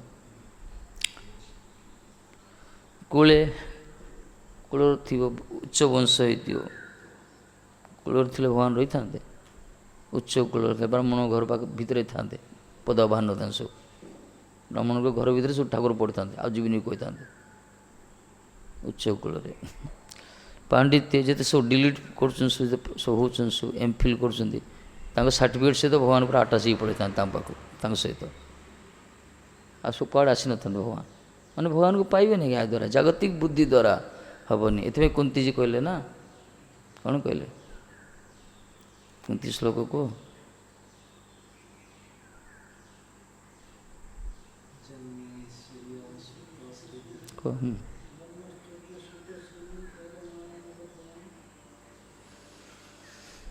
नएव अहर्त्य अभिधातम वैतंग अकिंचन गोचरम जन्म ऐश्चर्य श्रुतश्री उच्चकूल जन्म धन अचलाचल संपत्ति श्रुत विद्या थी बहुत बड़ विद्वान श्री सौंदर्य भी थी सौभाग्य हृदय भगवान को पाई पारे संभव नहीं अभिमान आसो खाली हाँ ये सब जब भगवान शरणागति जन रही थो ये सब बाधा देवनी ये धने कूले पांडित्य चैतन्य नाई पाए केवल भक्तिर वश चैतन्य गोसाई जन पारे धन न था उच्च कूल न था कौन सी पांडित्य न था जदि से शरणागत अच्छे यदि से गुरुवानुगत भगवत भजन रे नियुक्त सेवारे भगवान ता प्रति बेसी प्रसन्न होती ताकू बेसी कृपा करती किंतु अभिमान धरिक जो रोचंती से अभिमान पाक भगवान केबे आसबेनी दुर्योधन एत बड़ ପ୍ରୋସେସନ୍ ଏତେ ବଡ଼ ତାର ସ୍ୱାଗତକୁ ସେ ଭଗବାନ କିକ୍ ମାରିଦେଲେ, ପଳେଇଲେ ପୁରା ଶାଗ ଭଜା ଖାଇବା ପାଇଁ ବିଦୁରଜୀଙ୍କ ଘରକୁ। ତାର ଚର୍ବ୍ୟ ଚେଷ୍ୟ ଲେହ ପୟ ବିଭିନ୍ନ ପ୍ରକାର ଯେଉଁ କରାହେଇଥିଲା ରାଜପ୍ରସାଦକୁ ମଧ୍ୟ ରାଜଭୋଗକୁ ତ୍ୟାଗ କରିଦେଇଛନ୍ତି। ଶିକ୍ଷା ଦେଲେ ଠାକୁରଜୀ ଭକ୍ତିବଶ ପୁରୁଷ, ଭକ୍ତି ଦ୍ୱାରା ବଶୀଭୂତ, ଭକ୍ତି ଦ୍ୱାରା ବଶୀଭୂତ। ଭଗବାନ ଏମିତି ନା, ଜମିଦାର ଯାଇଛି ନଡ଼ିଆ ଦେଉଛି, ତାକୁ ତ ଦେଲେନି ଠାକୁର, କିନ୍ତୁ କହିଲେ ଦାସିଆ ବାଉରି ଦେଇଛି ମହାରାଜ ନିଅନ୍ତୁ ଯଦି ନେବେ। ଠାକୁରଜୀ ଅଦୃଶ୍ୟ ହାତ ବଢ଼େଇଦେଲେ, ନଡ଼ିଆ ସିଧା ସିଂହାସନକୁ ପଳେଇଲା। ବନ୍ଧୁ ମହାନ୍ତି ଯାଇଥିଲେ ଦର୍ଶନ କରିବା ପାଇଁ, ପଣ୍ଡାମାନେ ତାଙ୍କୁ ଧକ୍କିଆ ମାରି ବାହାର କରିଥିଲେ। କିଏ ଗୋଟେ ପଶି ଯାଉଛି ପିଲାପିଲି ଧରିକି ଗୋଟେ, ବୁଝିପାରିଲେନି ତାଙ୍କ ମହତ୍ଵକୁ। ଠାକୁରଜୀ ସେଥିରେ ଭୋଗ ଥାଳିରେ ନେଇ ରଖିଦେଲେ। ସକାଳୁ ତାଙ୍କୁ ପୁଲିସ ଧରିଲା, ରାତିରେ ସେ ଭୋଗ ଥାଳି, ସ୍ତ୍ରୀ ତାଙ୍କୁ କହୁଛନ୍ତି ତମେ ବନ୍ଧୁ ବୋଲି କହୁଥିଲ ପରା, ବନ୍ଧୁ ମହାନ୍ତି ଯାଜପୁରର ଏପଟର ଜଗନ୍ନାଥ ପ୍ରେମୀ ସିଏ ଥିଲେ, ବ୍ରାହ୍ମଣ ଲୋକମାନ ନାହିଁ। ଜଗନ୍ନାଥ ଦର୍ଶନ କେହି କରିନଥିଲେ। ସେ ପ୍ରଥମ ଥର ପାଇଁ ସେ ଯାଉଛନ୍ତି ପୁରୀ, କୁଆଡ଼ୁ କ'ଣ ପଇସା ପତ୍ର, ଗରିବ ଲୋକ ଥିଲେ ତ ଯୋଗାଡ଼ କରି ଗଲେ। ସିଏ ଚଳୁ, ଶେଷରେ କିଛି ପଇସା ନାହିଁ, ସରିଗଲା, ଖାଇବା ବି ଖାଇନାହାନ୍ତି, ଦିନ ସାରା ଚାଲି ଚାଲି ଯାଇଛନ୍ତି। ସେତେବେଳେ ଗାଡ଼ି ଘୋଡ଼ା ଏତେ ସାଧନ ନଥିଲା, ପଇସା ବି ତାଙ୍କ ଉପରେ ଅର୍ଥ ବି ନାହିଁ। କ'ଣ ଚୁଡ଼ା ଚାଉଳ ମାଗିକି ଯାଇଥିଲେ କାହାଠୁ, ସୁଦାମ ଯେମିତି ପରିସାରୁ ଚୁଡ଼ା ମାଗିଥିଲେ, ଚାଉଳ ମାଗିଥିଲେ, ତଣ୍ଡୁଳ। ରାସ୍ତାରେ ସରିଯାଇଛି, ଦିନ ସାରା କ୍ଷୁଧାର୍ତ ହେଇକି ଯାଇଛନ୍ତି। ପୁରୀରେ ପହଞ୍ଚିଲା ପରେ ତାଙ୍କର ଯାହା ହଉ ଖୁସି ହେଲା ଜଗନ୍ନାଥ ଦର୍ଶନ। ଯେତେବେଳେ 22 ପାହାଚରେ ଯାଉଛନ୍ତି, ଭଗବତ ଇଚ୍ଛାରେ ଯାହା ବି ହଉ ପଣ୍ଡାମାନେ ଧକ୍କି ବନ୍ଦ କରିଲେ, ବାହାର କରିଦେଲେ। ଯାଅ ଯାଅ ଯାଅ, କାରଣ ଶରୀରରେ ତାଙ୍କର ଜରାଜୀର୍ଣ୍ଣ, ବିଶେଷ କରି ଜୀର୍ଣ୍ଣ ବସ୍ତ୍ର ପରିଧାନ କରିଛନ୍ତି। ଆଉ ଦେଖିବା ପାଇଁ ସେ ପ୍ରକାର ଓଜଲତା ନାହିଁ କିଛି, ଧୂଳି ଦୂଷରିତ ରାସ୍ତାରେ ଚାଲି ଚାଲି ଆସିଛନ୍ତି, ବାଳ କେଶ ପୁରା ନୁଖୁରା ହେଇଛି ସବୁ, ଦେଖିଲେ ଭିକାରୁଳିଆ ଦେଖାଗଲେ ବୋଧେ, ବାହାର କରିଦେଲେ। ଇଏ ଯାଇ କାନ୍ଦି କାନ୍ଦି ଯାଇ ଶୀତଳଲିଙ୍ଗୀ ଗାଈମାନେ ଯେଉଁଠି ଶୋଉଛନ୍ତି ସେଇଠି ଯାଇ ଶୋଇଛନ୍ତି ବୃକ୍ଷ ମୂଳରେ। ସ୍ତ୍ରୀ ତାଙ୍କୁ କହୁଛନ୍ତି କହୁଥିଲ ବନ୍ଧୁ ବୋଲି, ଦେଖିଲ ବନ୍ଧୁ କିନ୍ତୁ ତଡ଼ା ଦେଇଦେଲେ ତୁମକୁ, ଜଗନ୍ନାଥ ବନ୍ଧୁ ପୁରା ତୁମର। ଇଏ କହିଲେ ଆରେ ଏତେ ବଡ଼ କଥା କୁହନି, ମୋ ବନ୍ଧୁ ସେ ପ୍ରକୃତରେ ମୋର ବନ୍ଧୁ, ତୁମେ ଦେଖିବ ସେ, ଆଉ କେତେ ଦେଖିବି ମୁଁ, ଆଉ ଜୀବନ ସାରା ଦେଖିଛି ମୁଁ ତୁମକୁ। ସ୍ତ୍ରୀମାନେ କହିବେ ନା, ଦେଖ ପୁରୀ ଆସିଲ କିଛି ନାହିଁ, ଏଠି ମାଡ଼ ବି ଖାଇଲ, ଶେଷରେ ଏବେ ବି ଖାଇବା ବ୍ୟବସ୍ଥା ନାହିଁ, ଶୋଇପଡ଼ୁଛନ୍ତି ସବୁ ଭୋକରେ। ତାଙ୍କ ପୁଅ ସାଥିରେ ଥିଲେ କି ଶୋଇପଡ଼ୁଛନ୍ତି, ରାତି ଅଧରେ ଆସି ଡାକୁଛନ୍ତି ସେ ବନ୍ଧୁ ମହାନ୍ତି, ବନ୍ଧୁ ମହାନ୍ତି। ତାଙ୍କ ନାଁ କ'ଣ ଥିଲା, ବନ୍ଧୁ ମହାନ୍ତି ହେଇଗଲା। ଦେଖିଲେ ଠାକୁରଜୀ ରୂପରେ ସ୍ୱରୂପ ଗୋଟେ ଛୋଟ ବାଳକ ରୂପରେ ଆସିଛନ୍ତି। କହିଲେ ତୁମେ କ୍ଷୁଧାର୍ତ ନା, ସେ ପଠେଇଲେ, ସେ ମୋତେ ପରା ସେଠଜୀ ପଠେଇଲେ, ଖାଇଦିଅ। ଇଏ କହିଲେ କିଏ ସେଠି ପଠେଇଦିଅ, ଯାଉ ଖାଇବା ପାଇଁ ତ ଖାଇଦେଲେ। ଆଉ ରାତିରେ ଦେଖୁନାହାନ୍ତି ପୁରା ସୁବର୍ଣ୍ଣ ଥାଳି, ସେଥିରେ ଖାଇଦେଲେ, ଠାକୁରଙ୍କ ଥାଳିରେ ବସି ଖାଇଦେଲେ। ଚିନ୍ତା କର, ସୁବର୍ଣ୍ଣ ଥାଳି ଖାଇ ଦେଇଛନ୍ତି, ସେ ପୋଛାପୋଛିରି ଖାଇ ଦେଇଛନ୍ତି, ଆଉ ସଫା କରିବା ଆବଶ୍ୟକ ପଡ଼ିଲାନି। ଏତେ କ୍ଷୁଧାର୍ତ ଥିଲେ, ପୁରା ଚାଟି ଚାଟି ଖାଇଦେଲେ, ପୁରା ମହାପ୍ରସାଦ ମିଳିଛି। ମୁଣ୍ଡ ପାଖରେ ରଖି ଶୋଇପଡ଼ୁଛନ୍ତି। ସକାଳୁ ବଡ଼ ପଣ୍ଡା ଆସି ଖୋଲା ବେଳୁ ସୁବର୍ଣ୍ଣ ଥାଳି ନାଇଁ ରେ ଭାଇ, ବାଟି ଗିନା ଥାଳି କିଛି ନାହିଁ। ଖୋଜିଲେ କୁଆଡ଼େ ଗଲା, କୁଆଡ଼େ ଗଲା, ପୁଲିସ ଆସୁ ଖୋଜିଲେ, ପ୍ରହରୀମାନେ ଦେଖିଲେ ଯେ ଏଇ ଦଳଟା ଶୋଇଛନ୍ତି, ତାଙ୍କ ପରିବାରଟା ମୁଣ୍ଡ ପାଖରେ ସବୁ ରହିଛି। ଧରିକି ଆସିଲି, ମାଡ଼ ବି ଦେଲେ, ଟାଣି ଟାଣି ନେଇଗଲେ। ସେତେବେଳେ ପଣ୍ଡାମାନେ କହିଲେ ଆମେ ଦେଖୁଥିଲୁ ପରା କାଲି, ଚୋର ଭଳିଆ ଦେଖାଉଥିଲା ଏଇଟା, ଏଥିପାଇଁ ତାକୁ ବାହାର କରିଦେଇଥିଲୁ, ତା ରୂପ କହୁଛି ଚୋରଟା, ଦେଖ ରାତିରେ ପଶିକି ନେଇଗଲା। ଏଇ ପ୍ରକାର ଜେଲ୍ ଭିତରେ ପୁରେଇ ଦେଲେ। ଯେତେବେଳେ ଜେଲରେ ପୁରେଇ ଦେଇଛନ୍ତି, ଏଇ ସମୟରେ ରାତି ଅଧରେ ଜଗନ୍ନାଥଜୀ ଗଜପତି ଗାଈ କହୁଛନ୍ତି, ସ୍ୱପ୍ନାଦେଶ ଦେଉଛନ୍ତି। ସେଦିନ ଭୋଗ ଲାଗିଲାନି, ସେଦିନ ଠାକୁର ଖାଇଲେନି, କାହିଁକିନା ନିୟମ ହେଉଛି ହସ୍ତରେ ଜଳ ଧାରଣ କରିବେ, ସ୍ୱରୂପ ଦେଖିବେ ବଡ଼ ପଣ୍ଡାଙ୍କ। ଜଗନ୍ନାଥ ରୂପ ଦେଖାଗଲେ ଭୋଗ ସେ ଅମାନ୍ୟା ଭୋଗ ଲାଗିଗଲା। ସେଦିନ ଦେଖାଦେଲେନି, ବହୁତ ଚେଷ୍ଟା କଲେ ଦେଖାଦେଲେନି। ଠାକୁରଙ୍କର ବନ୍ଦ ହେଇଗଲା, ନୀତି ବନ୍ଦ ହେଇଗଲା, ପହଡ଼ ପଡ଼ିଲା ଭୋକରେ। ଗଜପତି ଖବର ଗଲା, ସିଏ ବି ଗୋଟେ ଦିନ ବିତିଗଲା। ଗୋଟେ ଦିନ କ'ଣ କେତେ ସମୟ, ରାତିରେ ଶୋଇଛନ୍ତି, ପ୍ରାର୍ଥନା ତୀରଣ ଧରି ପଡ଼ିଛନ୍ତି। ସେ ଆସି ଜଗତପତି ଶରଣାଗତ ହେଲେ ଜଗନ୍ନାଥଙ୍କ ପାଖରେ, ପ୍ରଭୁଜୀ କ'ଣ ହେଲା, ଉଠନ୍ତୁ, କୁହନ୍ତୁ କ'ଣ ଅପରାଧ ହେଲା, କ'ଣ ଭୁଲ ହେଲା, ପ୍ରେରଣା ଦିଅନ୍ତୁ। ଗଜପତି କିଛି ଠାକୁରଜୀ କିଛି କହିଲେନି, ସେମିତି ନ ଖାଇ ରାତିରେ ପହଡ଼ ପଡ଼ିଗଲା। ରାତି ଅଧରେ ଗଜପତି ସ୍ୱପ୍ନ ଦେଉଛନ୍ତି, କହିଲେ ଆଚ୍ଛା ତମ ଘରକୁ ତମର କେହି ବନ୍ଧୁ ଆସୁଛନ୍ତି ନା ସାଙ୍ଗମାନେ? ହଁ ଆସିଛନ୍ତି ମହାରାଜ। ଆସିଲେ କ'ଣ ତୁମେ ତାଙ୍କୁ ଖାଇବାକୁ ନ ଦେଇକି ଧକ୍କା ଦେଇକି ଜେଲରେ ପୁରେଇ ଦେବ ନା? ନା ସେମିତି କେବେ ନାହିଁ। ଆଉ ମୋର କ'ଣ କେହି ବନ୍ଧୁ ନାହାନ୍ତି? ଆରେ ତୁମେ ରାଜା ହେଲ, ତୁମର ସାଙ୍ଗସାଥି ଅଛନ୍ତି, ତୁମେ ତାଙ୍କୁ ହାତୀ ଘୋଡ଼ାରେ ନେଇ ଆସୁଛ, ସ୍ୱାଗତ କରି ବଢ଼ିଆ ବଢ଼ିଆ ଖାଦ୍ୟ ଦେଉଛ, ଆଉ ମୋ ଜଗତ କେହି ବନ୍ଧୁ ନାହାନ୍ତି? ବିଚାରା କେତେ ଦିନରୁ ସେ ମୋତେ, ମୋର ବନ୍ଧୁ ସେ ଆସିଥିଲା, ତାକୁ ତ ଧକ୍କା ମାରି ବାହାର କରିଦେଲ, ଶେଷରେ ଚୋରି କଲ ନା? ଚୋର ଭାବି ତ ପଡ଼ିଲ। ଆରେ ସେ ଥାଳି ମୁଁ ନିଜେ ନେଇ ଦେଇଥିଲି, ମୁଁ କ'ଣ କରି? ତୁମେ ବଡ଼ ଲୋକ, ରାଜା ଲୋକ ତୁମେ। ଏତିକି କହି ଠାକୁରଜୀ ଅନ୍ତର୍ଧାନ ହେଇଗଲେ।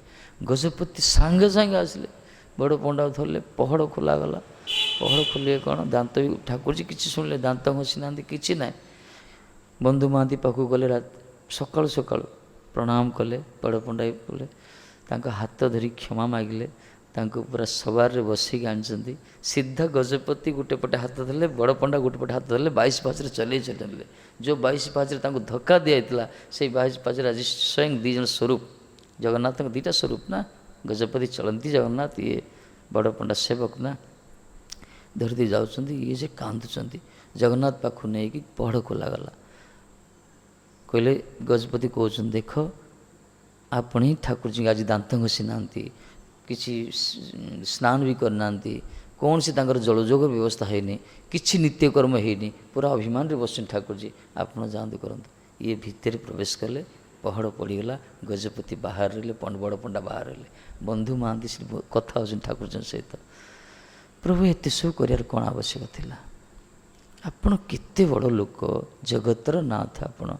ମୁଁ ଗୋଟେ ଛାର ଦରିଦ୍ର ବିପ୍ର ଗୋଟେ ମାଗି ଯାଉଛି, ମୁଁ ଖାଉଛି, ମୋ ପାଇଁ ଶେଷରେ ଆପଣ ଗାଧେଇ ନାହାନ୍ତି ନା, ମୋ ପାଇଁ ସ୍ନାନ କରିନାହାନ୍ତି, ମୋ ପାଇଁ ରାତିରେ ଖାଇନାହାନ୍ତି। ମୋ ଭଳିଆ ଗୋଟେ କ୍ଷୁଦ୍ର ନଗଣ୍ୟ ବ୍ୟକ୍ତି ପାଇଁ ଆପଣ ସେ ଏତେ ବଡ଼ ନାଥ ହେଇକି ଆପଣ ଟିକେ ଖାଇବି ନାହାନ୍ତି, ଦାନ୍ତ ଘଷି ନାହାନ୍ତି। ହେ ପ୍ରଭୁ ଟିକେ ଘଷି ଦିଅ ଦାନ୍ତ କାଟା ଦେଉଛନ୍ତି, ପାଣି ଦେଉଛନ୍ତି। ଠାକୁରଜୀ ହାତ ବଢ଼ି ନେଇଛନ୍ତି ସେଠି, ନିଜେ ବସ୍ତ୍ର ପରିଧାନ କରିଛନ୍ତି, ମାନେ ନିଜେ ଭୋଗ ଲଗେଇଛନ୍ତି, ଠାକୁରଜୀ ନିଜେ ଖାଇଛନ୍ତି ସେଠି। ଏହି ପ୍ରକାର ବନ୍ଧୁ ମହାନ୍ତିଙ୍କର ଭଗବାନଙ୍କର ଯେଉଁ ସମ୍ବନ୍ଧ ନା, ଭକ୍ତ ସହିତ କିଏ ବୁଝିବେ? ଏ ଜ୍ଞାନୀମାନେ ବୁଝିବେ, ପଣ୍ଡିତମାନେ ବୁଝିବେ, ଅଭିମାନୀ ଅହଙ୍କାର ଲୋକମାନେ ବୁଝିବେ? କିଛି ବୁଝି ହେବନି ଏସବୁ।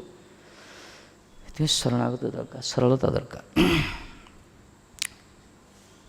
ବନ୍ଧୁ ମହାନ୍ତି, ଦାସିଆ ଭରି, ଭକ୍ତ ସାଲବେଗ, ବଳରାମ ଦାସ, କେତେ ଅଛନ୍ତି ଆମର।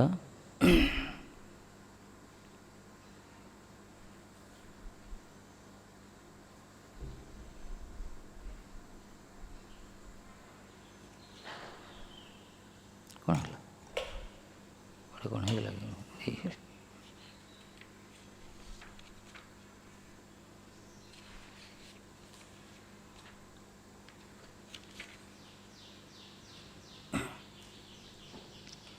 कितने रुपये है? हाँ, 278। हाँ, यार अर्थ देइचंदी, कहले मुंडन केह माथा मुड़ाया ताहाना देखिल, धनकुल पांडित चैतन्य पाई।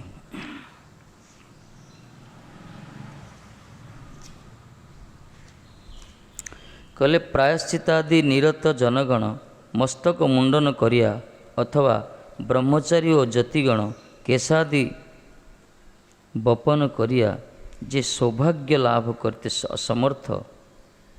असमर्थ होते मुरारी गुप्तर भृत्यगण ए रूप दैन्य कार्पण्य स्वीकार ना करी से भगवत अनुग्रह लाभ करते। पूर्व श्लोक मुरारी गुप्त जे प्रसाद पाई, मुरारी गुप्तेर दासे जे प्रसाद पाइल।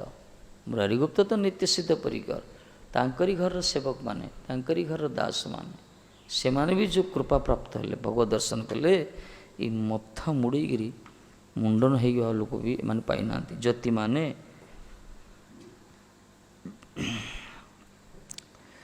जिते सब मस्तक मुंडन कर माने असमर्थ होते भगवान को दर्शन करने। ମୁରାରୀଗୁପ୍ତର ଦାସ ଭୃତ୍ୟମାନେ ସେମାନେ ଏସବୁ ମଥନ ମୁଣ୍ଡନ ନା ଏ ପ୍ରକାର ଦୈନ୍ୟ କାର୍ପଣ୍ୟ ତାଙ୍କର କିଛି ନଥିଲା। ସେମାନେ ଆସି ସେବା କରୁଥିଲେ ବାସ ଭକ୍ତର ଘରେ, କିନ୍ତୁ ତାଙ୍କୁ ସେମାନଙ୍କର ଭଗବତ ଦର୍ଶନଟା ସୁଲଭ ହୋଇଯାଇଥିଲା। ଅନେକ ମନେ କରନ୍ତି ସର୍ବାପେକ୍ଷା ଅଧିକ ଧନୀ ସର୍ବାପେକ୍ଷା ବଡ଼ ବୈଷ୍ଣବ। କେତେ ମନେ କରନ୍ତି ସବୁଠୁ ବଡ଼ ଧନୀ ହେଲା ସବୁଠୁ ବଡ଼ ବୈଷ୍ଣବ। ମାନେ ଇଣ୍ଡିଆର ସବୁଠୁ ବଡ଼ ବୈଷ୍ଣବ କିଏ? ଅମ୍ବାନୀ। ଏମିତି କୁହାଯିବ ଭାଷାରେ। ଅନେକ ମନେ କରନ୍ତି, ଏମିତି କେବେ ସମ୍ଭବ କି? ଏଇଟା ମିଥ୍ୟା କଥା।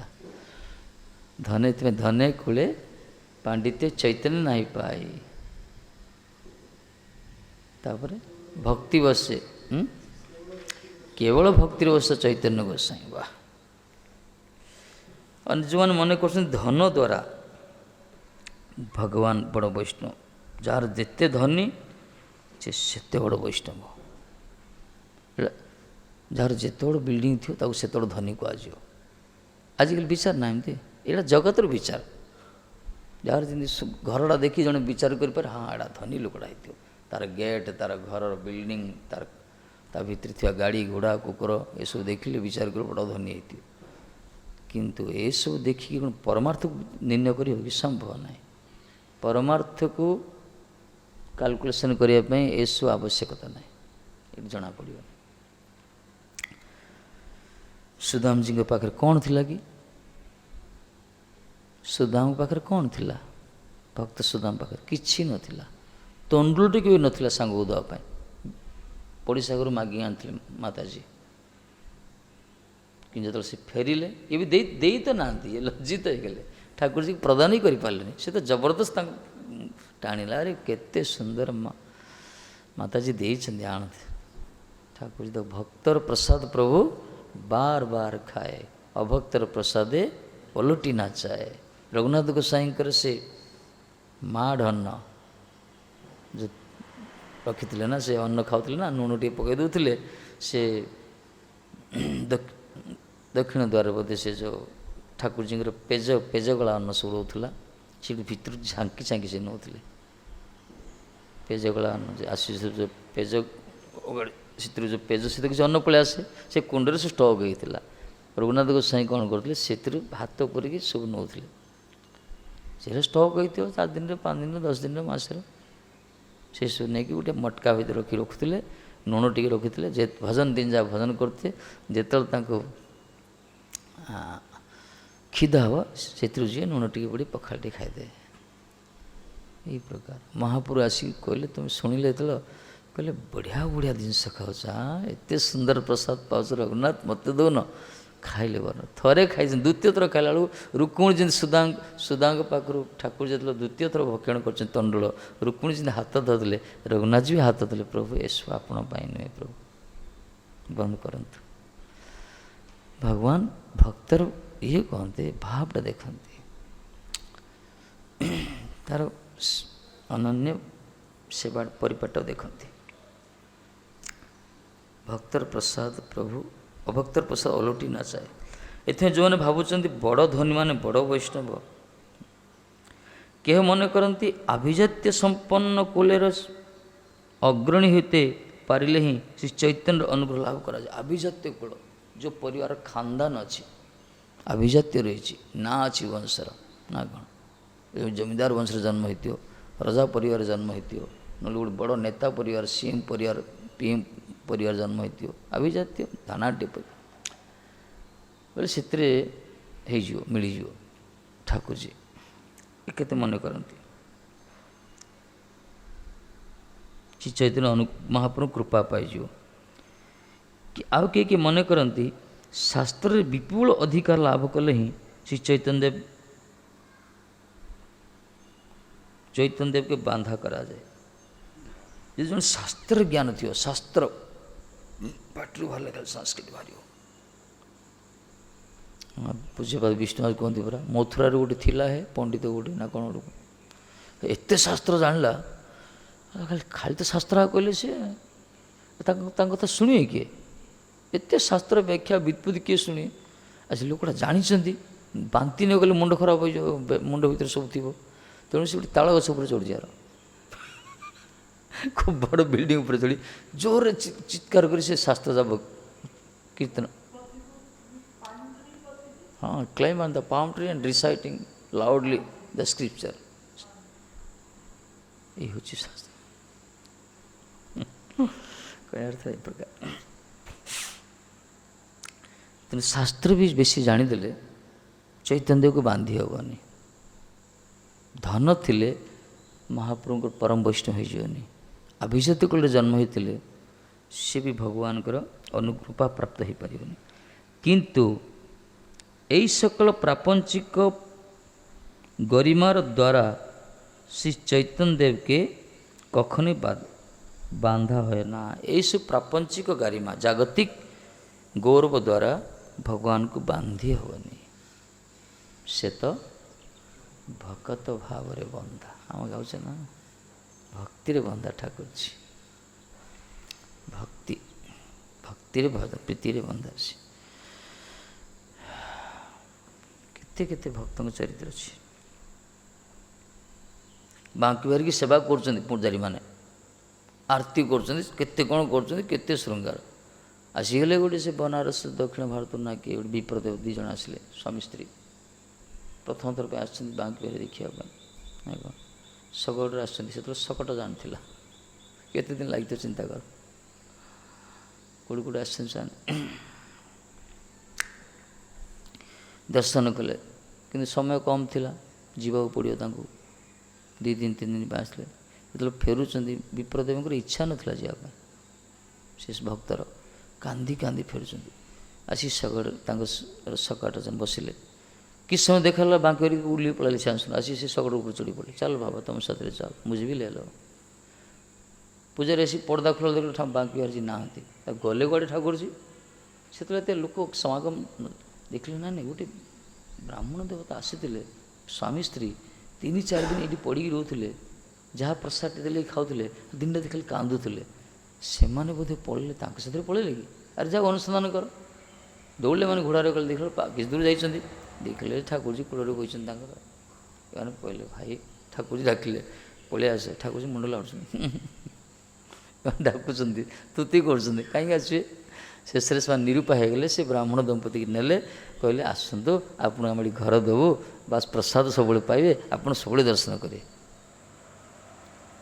सी ठाकुर जी चाहिए कहले भर भाव आस प्रसन्न होगले आसले दिगला से दिन टू बांकी बाहर की पर्दा पड़गला झलक दर्शन कहीं सिस्टम होगा आउ जब ये प्रकार भक्त किए गोटे आसवे जब सी पूरा निमेष नयन अवलोकन कर भक्ति भाव अंतर से देखिए ठाकुर जी शोपारे ता पछे दौड़ी पड़े ये भाई बारंबार दौड़े बारंबार टाणी आनु ना तेणु बंद कर टी झलक दर्शन पूरा देखी तो बंद कर पर्दाटा भाव व्याघात है ना यही प्रकार विचार बाकी बार पर्दा पड़ार कारण यहाँ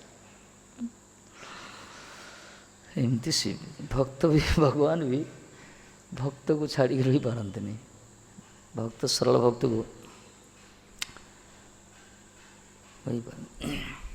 जमी गोविंद जी मंदिर ना गोविंद जी मंदिर भीतर प्रवेश करूँ कि बड़ भक्त से ना भूल महाराज जी छोट समय रे से गोविंद को बहुत भल पाते सी जो पूजारी कड़े पलैबे से नाट्य मंदिर बाहर रही गेट रही गोविंद को से सांग भावते भाई आ जाना तू तो बड़ा तू तो बड़ घर मालिक गोविंद तुम सरकार तुम्हें मो सहित खेल ठाकुर जी किंतु रात आसी कथा कहती सहित पूजारी पड़ा पर पलि आसती खेलिया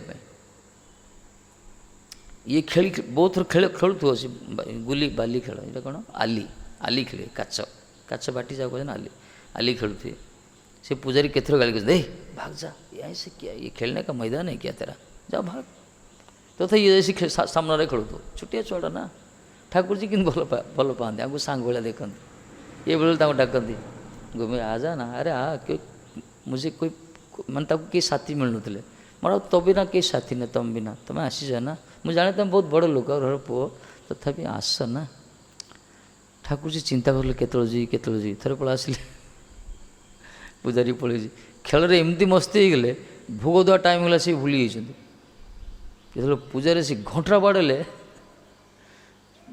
दूर घंटा ठाकुर जी से अंतर्धान गले भितर प्रवेश कले देख हाथ में तांकर आली रही आलीटा धर से खेलुले ना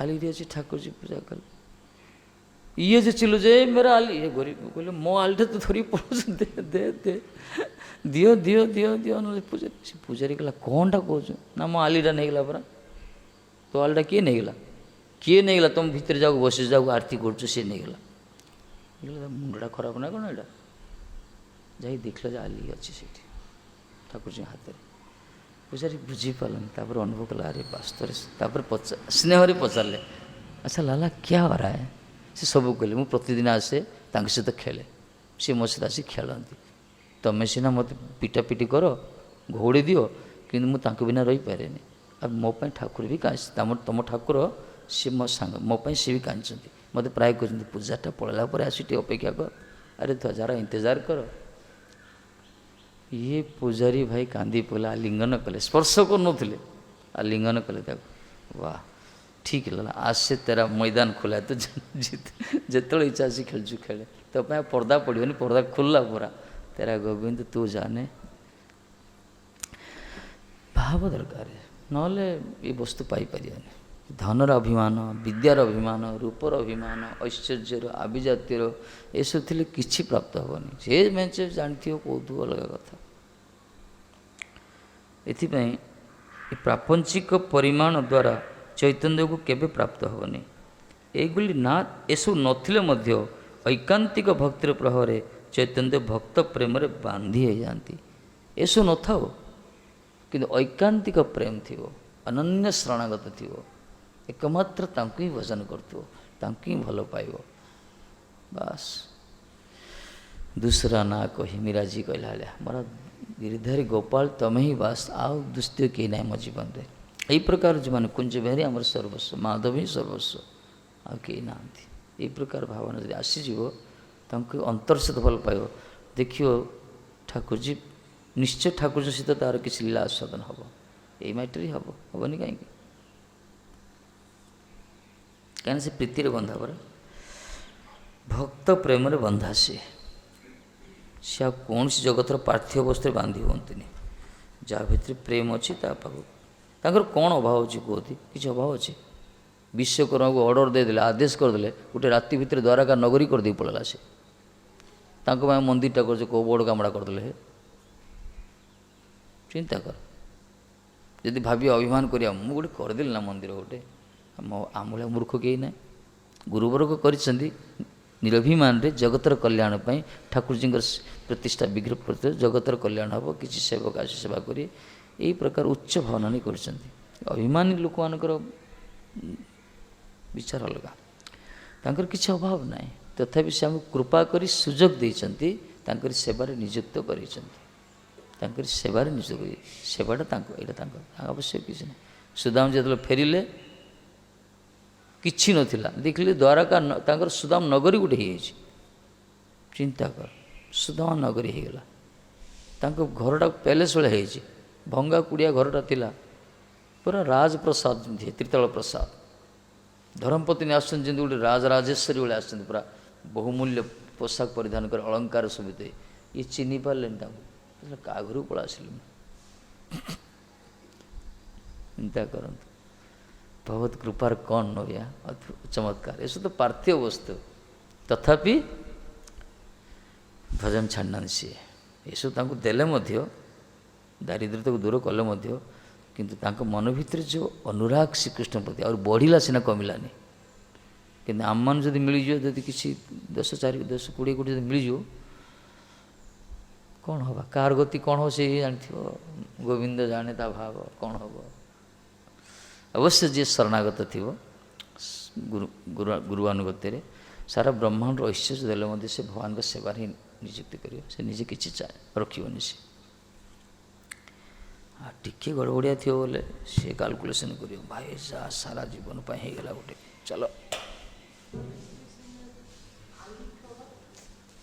हाली की कौन कहते मुझे जानची ना कौन some playing kids are chill this glass round glass inside some color playing like many. Nitai Gauranga, Nitai Gauranga.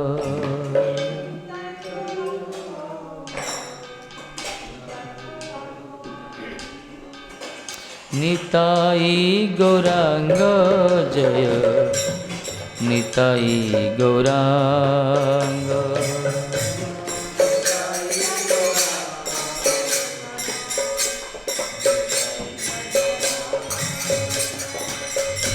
Nitai Gauranga,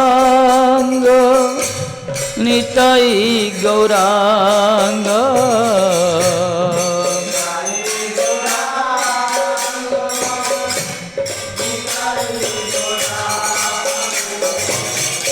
Nitai Gauranga, Nitai Gauranga.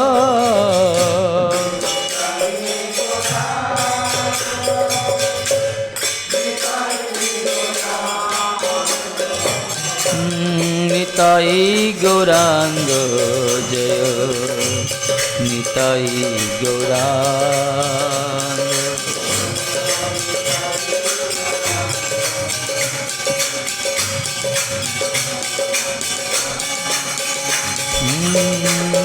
Nitai Gauranga Jaya, Nitai Gauranga.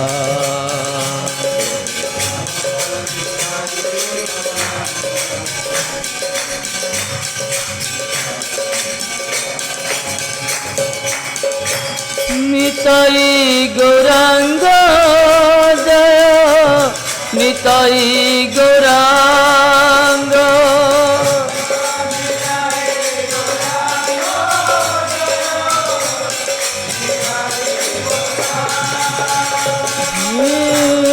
Nitai Gauranga Jaya, Nitai Gauranga.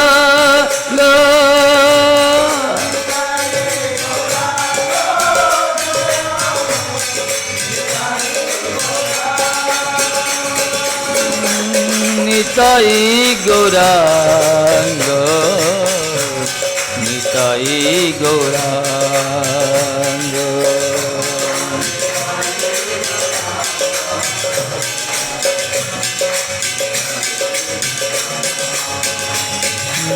Nitai, Nitai, Nitai, Nitai Gauranga.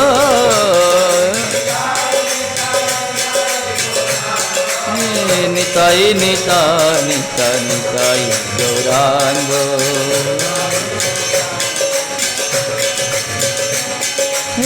Nitai, Nitai, Nitai, Nitai Gauranga.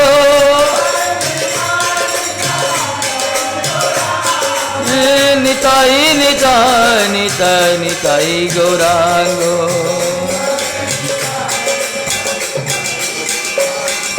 Nityanand है गोरा चांद है,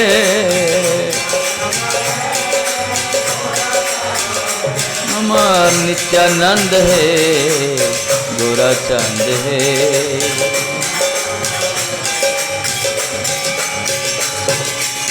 जय राधा माधव कुंज बिहारी,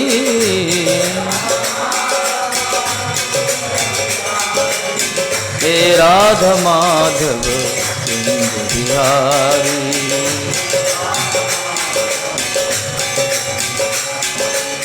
माधव माधव कुंज बिहारी,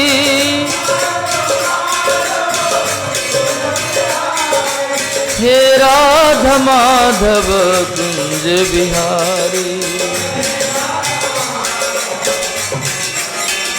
मेरा कुंज बिहारी, मेरा कुंज बिहारी।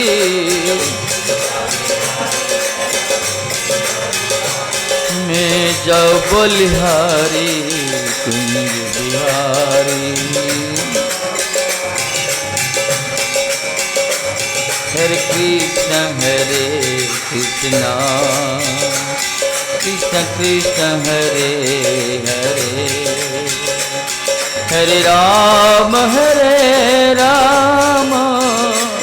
राम राम हरे हरे राधे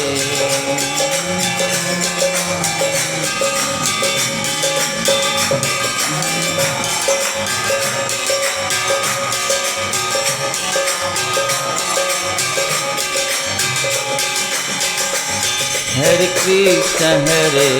कृष्ण कृष्ण कृष्ण हरे हरे हरे राम राम राम हरे हरे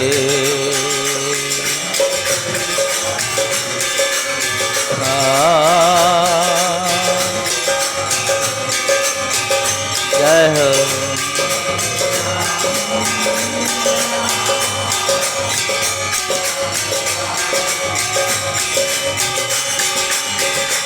हरे कृष्ण कृष्ण कृष्ण हरे हरे हरे राम राम राम हरे हरे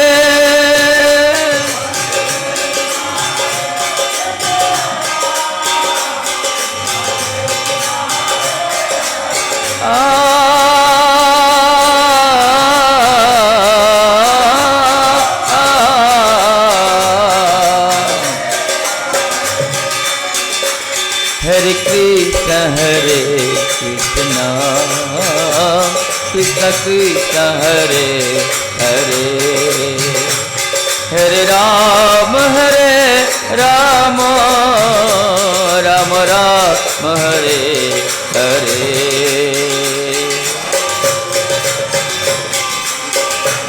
गौरांग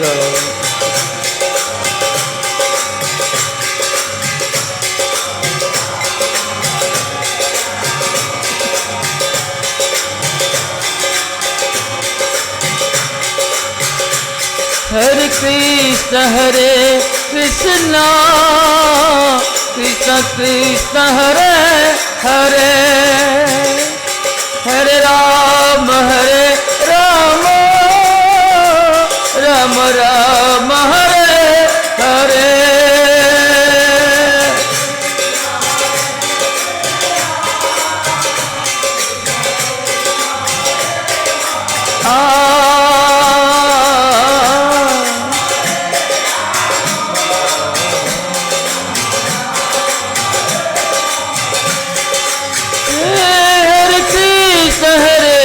कृष्ण कृष्ण कृष्ण हरे हरे हरे राम राम राम हरे हरे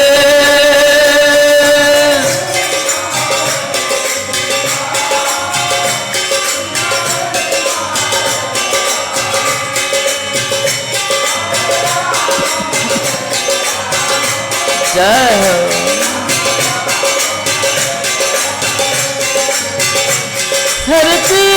हरे कृष्ण कृष्ण कृष्ण हरे हरे हरे राम राम राम हरे हरे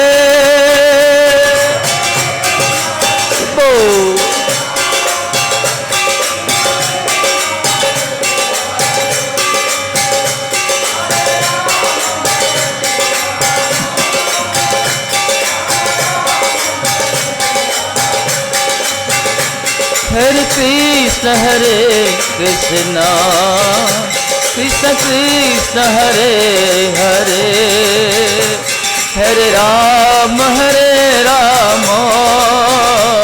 राम राम हरे हरे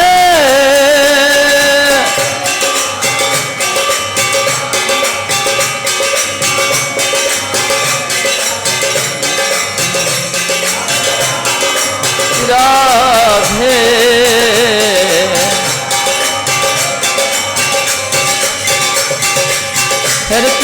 हरे कृष्ण कृष्ण कृष्ण हरे हरे हरे राम राम राम हरे हरे हरे।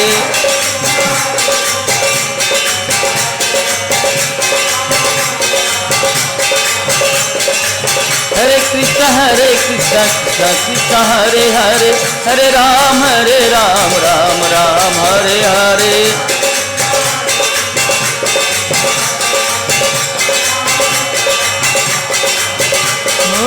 हरे कृष्ण कृष्ण कृष्ण हरे हरे, हरे राम राम राम हरे हरे। ओ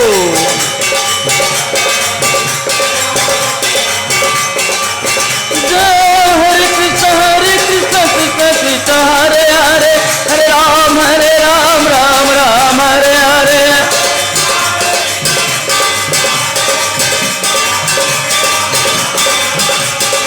हरे कृष्ण कृष्ण कृष्ण हरे हरे, हरे राम राम राम हरे हरे।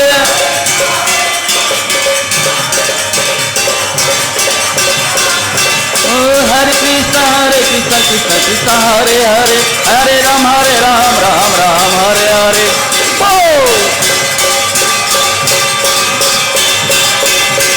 हरे कृष्ण कृष्ण कृष्ण हरे हरे, हरे राम राम राम हरे हरे। हरे कृष्ण कृष्ण कृष्ण हरे हरे, हरे राम राम राम हरे हरे। गौरांग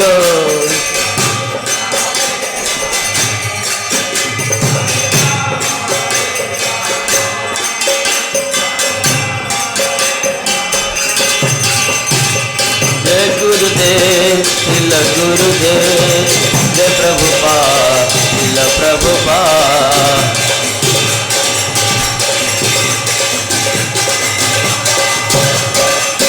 नित्य गौर हरि बोल हरि बोल हरि बोल हरि बोल।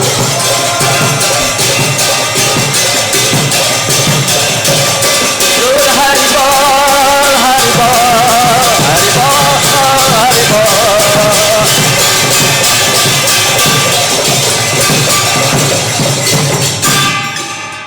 जय श्री श्री गुरु गौरांग धरिका गिरिधरी राधा कुंज बिहारी सरकार विजय राधा माधव राधा मदन मोहन वृंदावन चंद्र सरकार तदेव प्रीत्यर्थ अपराह्न पाठ कीर्तन श्री चैतन्य भागवत देव पारण वृंदावन दास ठाकुर मध्य कृष्ण कविराज गोस्वामी विष्णुपाद भक्ति पुरी श्रीमल भक्ति सिद्धांत सरस्वती सिंह प्रभुपाद जी, जय रूप सनातन भट्ट रघुनाथ जी गोपाल भट्ट दास सर्व दिग्जय सबांध सपरिग सपास्त प्रभुपाद वैष्णवाचार्य वर्ज गुरु परंपरा जी संवेद भक्ति हरिनाम जय जय श्री राधे।